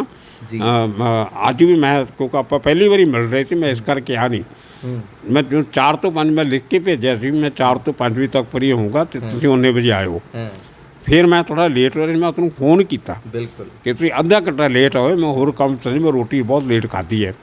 तुसीं कहनी असीं 5:30 बजे आवांगे, मैं मेरा मतलब 4:30 बजे आओ, 4 ਦੀ ਜਗ੍ਹਾ ਤੁਸੀਂ ਕਿਹਾ 5:30 ਵਜੇ ਆਵਾਂਗੇ। ਜੇ ਮਤਲਬ ਮੇਰਾ ਕੋਈ ਬੰਬੇ ਵਾਲੇ ਦੋਸਤ ਜਿਹੜੇ ਮੈਨੂੰ ਜਾਣਦੇ ਆ, ਮੈਂ ਕਹਿੰਦਾ thank you very much, you come tomorrow. ਮੈਂ ਨਹੀਂ ਮਿਲਦਾ ਜੇ ਟਾਈਮ 'ਤੇ ਨਹੀਂ ਆ ਸਕਦੇ ਤੁਸੀਂ, it means you are not serious. ਬਿਲਕੁਲ। ਔਰ ਸਾਡਾ ਨਿਊਜ਼ ਪ੍ਰਿੰਟ ਲਾਈਨ ਅਖਬਾਰਾਂ 'ਚ ਡੈਡ ਲਾਈਨ ਜਿਹੜੀ ਮੀਟ ਕਰਨੀ ਬਹੁਤ ਜ਼ਰੂਰੀ ਹੁੰਦੀ ਹੈ। ਤੁਸੀਂ ਇੱਕ ਖਬਰ ਅਗਰ 1 ਮਿੰਟ ਵੀ ਲੇਟ ਕਰਤੀ, ਦੂਜੇ ਨੇ ਚਲਾਤੀ, ਤੁਸੀਂ ਰਹਿ ਗਏ। ਇਸ ਕਰਕੇ ਨਿਊਜ਼ ਮੀਡੀਆ 'ਚ ਟਾਈਮ ਦੀ ਕੀਮਤ ਜਿਹੜੀ ਆ ਉਹ ਸੋਨੇ ਹੀਰੇ ਤੋਂ ਜ਼ਿਆਦਾ ਗਿਣੀ ਜਾਂਦੀ ਹੈ। ਅੱਛਾ ਪਰਮਾਰ ਸਾਹਿਬ, ਪਰ ਇੱਕ ਜਿਵੇਂ ਦੱਸਿਆ ਕਿ ਗੋਲੀਆਂ ਤੁਹਾਡੇ ਵੀ ਚਲਵਾਈਆਂ ਗਈਆਂ ਸੀਗੀਆਂ, ਛੋਟਾ ਰਾਜਨ ਨੇ ਆਪਣੇ ਬੰਦਿਆਂ ਤੋਂ ਤੁਹਾਡੇ ਵੀ ਜਿਹੜੇ ਸੀਗੇ ਫਾਇਰਿੰਗ ਕਰਵਾਈ ਸੀਗੀ, ਤੁਹਾਡੇ ਗੋਲੀਆਂ ਲੱਗੀਆਂ ਵੀ ਸੀਗੀਆਂ, ਉਹ ਕੀ ਕਾਰਨ ਬਣਿਆ ਸੀਗਾ ਵੀ ਤੁਹਾਡੇ ਫਾਇਰਿੰਗ ਕਿਉਂ ਕਰਵਾਈ? ਕਿਉਂਕਿ ਐਡੇ ਵੱਡੇ ਡੌਨ ਜਿਹੜੇ ਸੀਗੇ ਉਹ ਤਾਂ ਤੁਹਾਡੇ ਨਾਲ ਇੰਟਰਵਿਊਜ਼ ਵੀ ਕਰਦੇ ਸੀ, ਤੁਹਾਡੇ ਨਾਲ ਹੱਸਦੇ ਖੇਡਦੇ ਵੀ ਸੀ, ਤੁਹਾਡੇ ਨਾਲ ਗੱਲਾਂ ਵੀ ਸਾਂਝੀਆਂ ਕਰਦੇ ਸੀਗੇ, ਕਾਫੀ ਵਾਰ ਮੁਲਾਕਾਤਾਂ ਵੀ ਹੁੰਦੀਆਂ ਸੀਗੀਆਂ। ਅਤੇ ਛੋਟਾ ਰਾਜਨ ਦਾ ਕੀ ਕਿੱਸਾ ਹੋਇਆ ਸੀਗਾ ਵੀ ਉਹ ਤੁਹਾਡੇ 'ਤੇ ਗੋਲੀਆਂ ਚਲਵਾ ਦਿੱਤੀਆਂ? ਨਹੀਂ, ਉਹ ਛੋਟਾ ਰਾਜਨ ਦਾ ਕੀ ਸੀ, ਮੈਂ ਉਹਦਾ ਜਿਹੜੇ ਸਮਗਲਿੰਗ 'ਤੇ ਰੈਕਡ ਚੱਲਦੇ ਸੀ, ਮੈਂ ਇੱਕ ਵਾਰੀ ਉਹ ਮੈਨੂੰ ਰੈਕਡ ਸਾਰਾ ਸਮਝ ਆ ਗਿਆ ਵੀ ਕਿਵੇਂ ਇਹ ਗੁੱਡਸ ਮੁਕਾਉਂਦੇ ਆ ਅਤੇ ਕਿਵੇਂ ਡਿਸਪੋਜ਼ ਆਫ ਕਰਦੇ ਆ। ਮੈਂ 3 ਪਾਰਟ ਦੀ ਸੀਰੀਜ਼ ਪੂਰੀ ਲਿਖਤੀ ਕਿ ਆਹ ਜਿਹੜਾ ਕੰਟੇਨਰ ਆਇਆ ਜਿਸ 'ਚ 1.5 ਕਰੋੜ ਦਾ ਸਮਾਨ ਹੈ, ਇਹ ਕੰਟੇਨਰ ਇਸ ਬੰਦੇ ਦੇ ਨਾਂ 'ਤੇ ਬੁੱਕ ਕੀਤਾ ਗਿਆ ਸੀ। ਉਹਦਾ ਪਾਸਪੋਰਟ ਦੀ ਕਾਪੀਆਂ ਮੈਨੂੰ ਮਿਲ ਗਈਆਂ ਸੀ ਦੁਬਈ ਤੋਂ। ਮੈਂ ਉਹ ਲਗਾ ਦਿੱਤੇ, ਲੇਕਿਨ ਇਹ ਸਮਾਨ ਉਹਦਾ ਨਹੀਂ ਆ, ਉਹਦਾ ਨਾਮ ਇਸਤੇਮਾਲ ਕੀਤਾ ਗਿਆ। ਮੈਂ ਲਿਖਤਾ ਕਿ ਉਹ ਬੰਦਾ ਤਾਂ ਦੁਬਈ 'ਚ 8 ਮਹੀਨੇ ਜੇਲ੍ਹ ਕੱਟ ਕੇ ਆਇਆ, ਦੁਬਈ ਗਿਆ ਸੀ, 15 ਦਿਨਾਂ ਬਾਅਦ ਉਹਨੇ ਕ੍ਰਾਈਮ ਕੀਤਾ, ਜੇਲ੍ਹ 'ਚ ਗਿਆ, ਜੇਲ੍ਹ 'ਚੋਂ ਛੁੱਟਿਆ ਉਹਨੂੰ ਡਿਪੋਰਟ ਕਰਤਾ। ਜੇਲ੍ਹ ਦੇ ਛੁੱਟੇ ਬੰਦੇ ਨੂੰ ਦੁਬਈ ਵਾਲੇ ਉੱਥੇ ਰੱਖਦੇ ਨਹੀਂ, ਵਾਪਸ ਕੰਟਰੀ ਭੇਜ ਦਿੰਦੇ ਜਿੱਥੋਂ ਦਾ ਹੋਵੇ। ਅਤੇ ਇਹ ਬੰਦੇ ਨੇ ਇੱਕ ਦਿਨ ਨੌਕਰੀ ਨਹੀਂ ਕੀਤੀ, ਇੱਕ ਦਿਨ ਕੋਈ ਪੈਸਾ ਕਮਾਇਆ ਨਹੀਂ, ਕੋਈ ਇਹਦੀ ਸੇਵਿੰਗ ਨਹੀਂ। ਇਹਨੇ 1.5 ਕਰੋੜ ਦਾ ਸਮਾਨ ਕਿੱਥੋਂ ਖਰੀਦਿਆ ਜਿਹੜਾ ਜੇਲ੍ਹ 'ਚ ਬੈਠਾ ਸੀ। ਅਤੇ ਇਹੋ ਜਿਹੇ ਮੇਰੇ ਕੋਲ 4-5 ਕੇਸ ਆ ਗਏ, ਉਹਨਾਂ ਦੇ ਪਾਸਪੋਰਟ ਸਾਰੇ, ਉਹ ਮੈਂ ਐਕਸਪੋਜ਼ ਕਰਤਾ। ਉਦੋਂ ਵਾਈ.ਪੀ. ਸਿੰਘ ਇੱਕ ਬਹੁਤ ਵੱਡਾ ਇਮਾਨਦਾਰ ਆਫਿਸਰ ਸੀ CBI 'ਚ, IPS ਅਫਸਰ, SP ਸੀਗਾ, ਐਂਟੀ ਕਰਪਸ਼ਨ ਵਿੰਗ। ਉਹ TV 'ਤੇ ਬਹੁਤ ਆਉਂਦਾ ਹੁੰਦਾ ਵਾਈ.ਪੀ. ਸਿੰਘ, ਬੜਾ ਬਹੁਤ ਸੱਚੀਆਂ ਗੱਲਾਂ ਕਰਦਾ। ਉਹਦੀ ਵਾਈਫ ਵੀ ਆਉਂਦੀ ਆਬਾ ਸਿੰਘ, TV ਡਿਬੇਟਸ 'ਤੇ ਬਹੁਤ ਆਉਂਦੀ ਹੈ ਹਿੰਦੀ ਚੈਨਲ। ਅਤੇ ਵਾਈ.ਪੀ. ਸਿੰਘ ਨੇ ਮੇਰੇ ਉਹ ਆਰਟੀਕਲ ਪੜ੍ਹਦੇ ਤੇ ਨਹੀਂ, ਉਹਨੇ ਪੜ੍ਹ ਕੇ PIL ਰਜਿਸਟਰ ਕਰ ਲਈ, ਪ੍ਰਿਮੀਨਲ ਇਨਵੈਸਟੀਗੇਸ਼ਨ ਰਿਪੋਰਟ, PIR। ਉਹਨੇ ਜਦੋਂ ਸਟੱਡੀ ਕੀਤੀ, ਕਸਟਮ ਡਾਕੂਮੈਂਟ ਮੰਗਾਏ ਤਾਂ ਸਾਰਾ ਕੁਝ ਉਹੀ ਪਾਇਆ ਗਿਆ ਜੋ ਮੈਂ ਲਿਖਿਆ ਸੀ। ਉਹਨੇ CBI ਨੇ ਰੇਡ ਮਾਰਤੀ ਅਤੇ ਉੱਥੋਂ 52 ਕੰਟੇਨਰ ਫੜੇ ਗਏ ਸੀ, ਜਿਨ੍ਹਾਂ 'ਚ 55 ਕਰੋੜ ਦਾ ਸਮਾਨ ਸੀਗਾ। ਉਹ 55 ਕਰੋੜ ਦਾ ਸਮਾਨ ਮੇਰੀਆਂ ਰਿਪੋਰਟਸ 'ਤੇ ਬੇਸ CBI ਨੇ ਰੇਡ ਮਾਰ ਕੇ ਫੜਿਆ। ਉਹ ਸਾਰਾ ਕਨਫਿਸਕੇਟ ਕੀਤਾ। ਉਹਦੇ 'ਚ 9 ਬੰਦੇ ਸਸਪੈਂਡ ਹੋਏ, ਜਿਹਦੇ 'ਚ ਇੱਕ ਅਸਿਸਟੈਂਟ ਕਮਿਸ਼ਨਰ ਕਸਟਮ ਦਾ, ਇੱਕ ਸੁਪਰਿੰਟੈਂਡੈਂਟ, 2 ਅਪਰੇਜ਼ਰ, 2 ਪ੍ਰੀਵੈਂਟਿਵ ਆਫਿਸਰ, ਉਹ ਸਸਪੈਂਡ ਹੋਏ। ਉਹਦੇ 'ਚ ਉਹਨਾਂ 'ਚ ਜਿਹੜੇ ਸਸਪੈਂਡ ਹੋਏ, ਉਹਨਾਂ ਦਾ ਮਾਸਟਰ ਮਾਈਂਡ ਸੀ ਉਹ ਇੱਕ ਪ੍ਰੀਵੈਂਟਿਵ ਆਫਿਸਰ ਸੀਗਾ, ਉਹ ਗੁਜਰਾਤੀ ਸੀ, ਮੈਂ ਨਾਂ ਨਹੀਂ ਲੈਂਦਾ ਉਹਦਾ, ਹੁਣ ਤਾਂ ਰਿਟਾਇਰ ਹੋ ਗਿਆ। ਅਤੇ ਉਹ ਛੋਟਾ ਰਾਜਨ ਨਾਲ ਉਹ ਤਿਲਕ ਨਗਰ 5ਵੀਂ ਤੱਕ ਪੜ੍ਹਿਆ ਸੀ ਸਕੂਲ 'ਚ, ਸਕੂਲ ਦਾ ਕਲਾਸ ਫੈਲੋ ਸੀ ਇਹਦਾ, ਉਦੋਂ ਦੀ ਯਾਰੀ ਸੀ ਇਹਨਾਂ ਦੀ। ਅੱਛਾ। ਉਹਨੇ ਬਾਅਦ 'ਚ ਕਸਟਮ 'ਚ ਆ ਗਿਆ, ਉਹ ਦਾਦਾ ਬਣ ਗਿਆ। ਦੇਖੋ ਦੋਸਤੀ ਰਹੀ, ਉਹ ਕਸਟਮ ਸੀਗਾ ਅਤੇ ਉਹਨੇ ਇਹਨੂੰ ਇੰਚਾਰਜ ਬਣਾਤਾ ਸੰਭਾਲਣ ਦਾ ਮਾਲ। ਇਹ ਕਲੀਅਰ ਕਰਾਉਂਦਾ ਹੁੰਦਾ ਸੀ ਸਾਰਾ ਕਸਟਮ ਨਾਲ ਕੇ, ਅਫਸਰਾਂ ਨਾਲ ਮਿਲ ਕੇ। ਉਹ ਜਦੋਂ ਉਹਨੇ ਪੁੱਛਿਆ ਵੀ ਤੂੰ ਤਾਂ ਕਹਿੰਦਾ ਸੀ ਇਹ ਮਾਲ ਸਾਰਾ ਸਿਸਟਮ ਠੀਕ ਹੈ, ਕੁਛ नहीं होगा। वो कहता सब ठीक था, लेकिन बलजीत परमार ने सत्यानाश करवा दिया। उसके बाद पता नहीं कहाँ से इन्फॉर्मेशन आई, उसने सब वो इतना पक्की इन्फॉर्मेशन दी कि CBI ने रेड मार दी। अब वहाँ हम कुछ नहीं कर सकते, वो गया, आपका 55 करोड़ रुपया मिट्टी में गया। छोटा राजन। हाँ, वो फिर वो खुद कटलर ने मेरे से अटैक कराया भी मेरा 55 करोड़ का नुकसान करता। 55 ਕਰੋੜ ਜ਼ਮਾਨੇ 'ਚ ਬਹੁਤ ਹੁੰਦਾ ਸੀ, ਬਹੁਤ ਵੱਡਾ ਝਟਕਾ ਉਹਦੇ ਆਪਰੇਸ਼ਨ ਨੂੰ ਲੱਗਿਆ। ਫਿਰ ਉਦੋਂ ਥੋੜ੍ਹੇ ਦਿਨਾਂ ਬਾਅਦ, ਥੋੜ੍ਹੇ ਮਹੀਨਿਆਂ ਬਾਅਦ ਕਸਟਮ ਬਾਰੇ ਲਿਖ ਬੜੇ ਹੁੰਦੇ ਸੀ, ਮੈਂ ਕਸਟਮ ਵੀ ਕਵਰ ਕਰਦਾ ਹੁੰਦਾ ਸੀ। ਅਤੇ ਇਹਨਾਂ ਨੇ ਇੱਕ ਆਰਮਸ ਦਾ ਕੰਟੇਨਰ ਮੰਗਾਇਆ ਸੀ ਬਾਹਰੋਂ। ਉਹ ਨਾਵਾ ਸ਼ੇਵਾ ਪੋਰਟ ਜਿਹੜਾ ਮੁੰਬਈ ਦੇ ਨੇੜੇ ਹੈ, ਉੱਥੇ ਸੀਜ਼ ਹੋ ਗਿਆ। ਉਹ ਇਹ ਖੁਰਦ-ਬੁਰਦ ਕਰਨ ਦੀ ਕੋਸ਼ਿਸ਼ ਕਰ ਰਹੇ ਸੀ ਅਫਸਰਾਂ ਨਾਲ, ਪੈਸੇ ਪੂਸੇ ਦੇ ਲੈ ਕੇ। ਉਹ ਮੇਰੇ ਕੋਲ ਖਬਰ ਆ ਗਈ ਲੀਕ ਹੋ ਕੇ ਨਾਵਾ ਸ਼ੇਵਾ ਪੋਰਟ ਤੋਂ।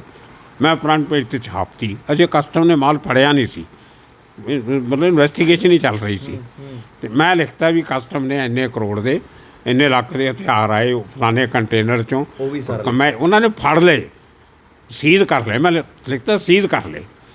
ਹੁਣ ਕਸਟਮ ਵਾਲੇ ਫਸ ਗਏ, ਅਖਬਾਰ 'ਚ ਵੀ ਸੀਜ਼ ਕਰ ਲਏ, ਉਹ ਛੱਡ ਨਹੀਂ ਸਕਦੇ, ਹੁਣ ਉਹਨੂੰ ਸੀਜ਼ ਕਰਨਾ ਪਿਆ। ਉਹ ਇਸ ਕਰਕੇ ਉਹ ਮੇਰਾ ਦੁਸ਼ਮਣੀ ਨਾ ਹੋ ਗਈ। ਤੇ ਇਹ ਜਿਹੜਾ ਅਟੈਕ ਸੀ ਤੁਹਾਡੇ ਘਰੇ ਕਰਵਾਇਆ ਗਿਆ ਸੀਗਾ, ਜਿਹੜਾ ਤੁਹਾਡੇ ਤੇ ਫਿਰ ਉਹਨਾਂ ਨੇ ਜਿਹੜੀ ਫਾਇਰਿੰਗ ਕਰਵਾਈ ਸੀ? ਮੈਂ ਘਰ ਦੇ ਬਾਹਰ ਖੜਾ ਸੀ। ਉਹ ਤਾਂ ਬੜਾ ਹਾਦਸੇ ਵਾਲਾ ਕੀਤਾ।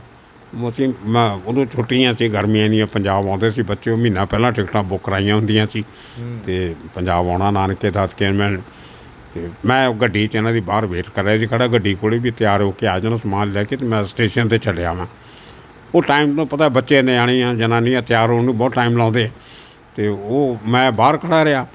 ਇਹਨੇ 2 ਬੰਦੇ ਆਏ ਮੋਟਰਸਾਈਕਲ 'ਤੇ ਅਤੇ ਆ ਕੇ ਸਾਹਮਣੇ ਰੁਕ ਗਏ। ਤਾਂ ਮੇਰੇ ਤੋਂ 4 ਫੁੱਟ ਦੂਰੀ ਸੀਗੀ, ਅਤੇ ਬੰਦਾ ਇੱਕ ਚਲਾ ਰਿਹਾ ਮੋਟਰਸਾਈਕਲ ਆ ਕੇ, ਪਿੱਛੇ ਬੈਠਾ ਉਹਦੇ। ਉਹ ਦੇਖਦੇ ਰਹੇ। ਮੈਂ ਪੁੱਛਿਆ ਉਹਨੂੰ, ਮੈਂ ਕਿਹਾ ਮੇਰੇ ਘਰ ਦੇ ਅੰਦਰ ਚੌਰਸ ਦੀ ਬਿਲਡਿੰਗ 'ਚ ਉਹਦੇ ਇੱਕ ਇੰਨਾ ਕੁ ਗਲਿਆਰਾ ਜਿਹਾ ਅੰਦਰ ਜਾਂਦੇ, ਉਹ ਮੋਟਰਸਾਈਕਲ ਸਾਈਕਲ ਲੰਘ ਜਾਂਦਾ ਅੰਦਰ। ਫਿਰ ਕੰਪਾਊਂਡ ਸੀ ਕਾਮਨ, ਉੱਥੇ ਅੰਦਰ ਸਾਈਕਲ ਸੁਕਲ ਮੋੜ ਲੋਕ ਖੜ੍ਹੇ ਕਰਦੇ ਸੀ।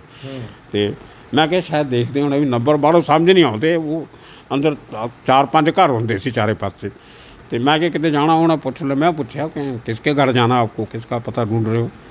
बस वो जिमें अगले ने आवाज़ पछाड़नी होंगी। एक्चुअली वो पहला अटैक तां नहीं किया, मेरी तो पिठ से मेरे पिछे एक ना तो पॉइंटर होंदा, जिन्हें पिछों पॉइंट आउट करना होंदा भी इसे बंदे तो गोलियां मारनियां।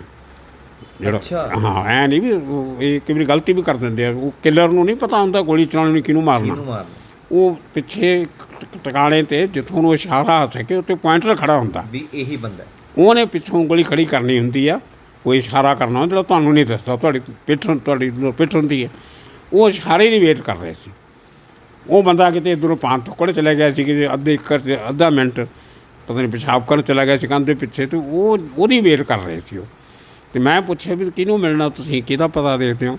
ਇਹਨਾਂ ਨੂੰ ਪਿੱਛੋਂ ਇਸ਼ਾਰਾ ਹੋ ਗਿਆ ਵੀ ਆਹੀ ਆਦਮੀ ਹੈ, ਇਹਦੀ ਗੋਲੀ ਮਾਰਨੀ ਹੈ। ਉਹਨੇ ਫਿਰ ਜਿਹੜਾ ਮੋਟਰਸਾਈਕਲ ਦੇ ਨਾਲ ਪਿੱਛੋਂ ਪੀਪਾ ਜਿਹਾ ਲੱਗਿਆ ਹੁੰਦਾ, ਉਹ 'ਚ ਉਹਨੇ ਉਹ 9mm ਦੀ ਪਿਸਟਲ ਕੱਢੀ, ਸਟੀਲ ਕਲਰ ਦੀ, ਮੈਨੂੰ ਅੱਜ ਵੀ ਯਾਦ ਆ, ਸਟੀਲ ਵਰਗੀ ਰੰਗ, ਸਿਲਵਰ ਕਲਰ ਦੀ। ਉਹ ਕੱਢ ਕੇ ਉਹਨੇ ਸਿੱਧੀ ਮਾਰੀ। ਪਹਿਲੀ ਗੋਲੀ ਮੇਰੇ ਇੱਥੇ ਲੱਗੀ ਛਾਤੀ 'ਚ, ਰਿਬੋਨ 'ਤੇ ਸਾਈਡ 'ਤੇ। ਉਹ ਰਿਬੋਨ ਨਾਲ ਲੱਗ ਕੇ ਹੱਡੀ ਦਾ ਕਰੈਕ ਹੋ ਗਈ, ਪਰ ਉਹ ਥੱਲੇ ਡਿੱਗੀ ਅੰਦਰ ਸ਼ਰਟ 'ਚ। ਮੈਂ ਸ਼ਰਟ ਪੈਂਟ 'ਤੇ ਅੰਦਰ ਪਾਈ ਹੁੰਦੀ ਸੀ। ਉਹ ਤਾਂ ਹਸਪੀਟਲ 'ਚ ਕੇ ਪਤਾ ਲੱਗੀ, ਝੱਗਾ ਲਾਇਆ, ਉਹਨੂੰ ਗੋਲੀ ਡਿੱਗੀ ਬਾਹਰ। ਗੋਲੀ ਵਿੱਚ 9mm ਛੋਟੀ ਗੋਲੀ ਸੀ, ਉਹ ਲੱਗ ਕੇ ਹੱਡੀ ਨਾਲ ਲੱਗ ਕੇ ਅੰਦਰ ਹੀ ਡਿੱਗੀ ਸ਼ਰਟ ਦੇ। ਅੱਛਾ। ਇੱਥੋਂ ਤੇ ਦੂਜੀ ਮੇਰੇ ਹੱਥਾਂ ਕੱਚ ਚੋਂ ਨਿਕਲ ਕੇ ਬਾਲ 'ਚ ਕੱਟ ਕੇ ਪਿੱਛੇ ਕੰਧ 'ਚ ਖੁੱਭ ਗਈ। ਕਿੰਨੀਆਂ ਗੋਲੀਆਂ ਮਾਰੀਆਂ ਸੀ ਤੁਹਾਡੇ? 5 ਫਾਇਰ ਕੱਢੇ ਸੀ। ਤੇ ਦੂਜੀ ਕੰਧ 'ਚ ਖੁੱਭ ਗਈ, 2.5 ਇੰਚ ਗੋਲੀ ਅੰਦਰੋਂ, ਗੋਲੀ ਕੰਧ 'ਚ, ਸੀਮਿੰਟ ਦੀ ਕੰਧ 'ਚ। ਤੇ ਲੰਮੀ ਗੋਲੀ ਸੀ, AK-47 ਵਰਗੀ ਹੁੰਦੀ ਜਿਹੜੀ ਮਾਊਜ਼ਰ ਦੀ ਗੋਲੀ, ਪਤਲੀ ਗੋਲੀ, ਲੰਮੀ ਪਤਲੀ ਹੁੰਦੀ ਹੈ। ਤੇ ਫਿਰ ਮੈਨੂੰ ਲੱਗੇ ਪਤਾ ਵੀ ਇਹਦਾ ਨਿਸ਼ਾਨਾ ਇੱਥੇ ਹੀ ਆ। ਉਹ ਜਿਹੜਾ ਚਲਾ ਰਿਹਾ ਸੀ ਗੋਲੀਆਂ, ਉਹਦੇ ਅੱਗੇ ਜਿਹੜਾ ਮੋਟਰਸਾਈਕਲ ਚਲਾਉਣ ਥੋੜ੍ਹਾ ਹੈਲਦੀ ਸੀ, ਉਹਨੂੰ ਮੂਵਮੈਂਟ ਨਹੀਂ ਮਿਲੀ ਪਿੱਛੋਂ ਖੱਬੇ ਸੱਜੇ। ਉਹ ਤਾਂ ਬਾਅਦ 'ਚ ਮੇਰੇ ਦਿਮਾਗ 'ਚ ਆਇਆ, ਮਤਲਬ ਉਦੋਂ ਥੋੜ੍ਹੀ ਪਤਾ ਸੀ। ਅਤੇ ਉਹ ਮੈਂ ਦੇਖਿਆ ਵੀ ਇੱਥੇ ਗੋਲੀ ਮਾਰੇ, ਹੱਥ ਅੱਗੇ ਕਰਤਾ ਮੈਂ।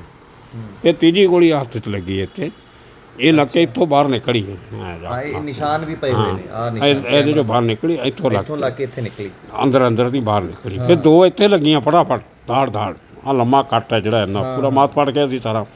ਇਹ ਫਿਰ ਕੂਨੀ 'ਚੋਂ ਬਾਹਰ ਨਿਕਲੀਆਂ ਦੋਨੇ, ਦੋ ਨਿਸ਼ਾਨ ਹੋਣੇ ਆ। ਹਾਂ, ਇੱਧਰੋਂ ਬਾਹਰ ਨਿਕਲੀ ਆ। ਹੱਡੀ ਕਰੈਕ ਹੋਈ ਸੀ ਕਈ ਦਿਨ, 2 ਸਾਲਾਂ ਬਾਅਦ ਠੀਕ ਹੋਈਆਂ ਹੱਡੀਆਂ ਉੱਧਰੋਂ। ਪਤਾ ਲੱਗਿਆ ਤਾਂ ਆਦਮੀ ਆ ਮੈਂ, ਹੱਡੀਆਂ ਟੁੱਟਣੀਆਂ ਹੀ ਸੀ। ਅਤੇ ਉਹ ਫਿਰ ਉਹ ਜਾਤੀ ਮੈਂ ਜਦੋਂ ਪਹਿਲੀ ਗੋਲੀ ਮਾਰੀ ਤਾਂ ਮੈਨੂੰ ਉਹ ਜੋ ਮੈਂ ਪਹਿਲਾਂ ਗੱਲ ਕੀਤੀ ਕਿ ਮੇਰੀ ਗਾਲ ਵੀ ਹਥਿਆਰ ਹੁੰਦੀ ਹੈ। ਮੈਂ ਗਾਲਾਂ ਕੱਢਣੀਆਂ ਸ਼ੁਰੂ ਕਰਤੀਆਂ, ਪੰਜਾਬੀ, ਹਿੰਦੀ, ਅੰਗਰੇਜ਼ੀ, ਮਰਾਠੀ, ਜਿੰਨੀਆਂ ਆਉਂਦੀਆਂ ਸੀ ਮੈਨੂੰ ਫਟਾਫਟ। ਉਹ ਮੈਂ ਨਾਲੇ ਇੱਕ ਗੋਲੀ ਬਾਅਦ ਇੱਕ ਕਦਮ ਅੱਗੇ, 5 ਕਦਮ ਦੂਰ ਸੀਗੇ। ਅਤੇ 5ਵੀਂ ਗੋਲੀ ਲੱਗਣ ਤੱਕ ਮੈਂ ਹੈਂਡਲ ਫੜ ਲਿਆ, ਉਹਦਾ ਹੱਥ ਦੇ ਉੱਤੇ ਹੱਥ ਰੱਖ ਲਿਆ ਆਪਣਾ, ਅਤੇ ਆਹ ਗੋਡਾ ਮਾਰਿਆ ਉਹਦੇ ਮੋਟਰਸਾਈਕਲ ਵੀਲ 'ਚ ਅੱਗੇ। ਉਹ ਇੰਬੈਲੈਂਸ ਹੋ ਗਿਆ, ਹਿੱਲਿਆ ਮੋਟਰਸਾਈਕਲ। ਉਹ ਪੈਰ ਪੂਰੇ ਜਿਹੇ ਉਹਨਾਂ ਦੇ ਭੱਜ ਗਏ। ਜੇ ਮੈਂ ਨਾ ਨੇੜੇ ਜਾਂਦਾ, ਨਾ ਹਿੱਲਦਾ ਜਾਂ ਭੱਜ ਜਾਂਦਾ, ਅਤੇ ਪਿੱਠ 'ਚ ਗੋਲੀਆਂ ਪਤਾ ਨਹੀਂ ਕਿੱਥੇ ਕਿੱਥੇ ਲੱਗਣੀਆਂ ਸੀ, ਮਰ ਜਾਣਾ ਸੀ। 4 ਗੋਲੀਆਂ ਹੋਰ ਸੀ ਉਹਦੇ ਵਿੱਚ, 9 ਗੋਲੀਆਂ ਸੀ ਉਹਦੇ ਮੈਗਜ਼ੀਨ 'ਚ।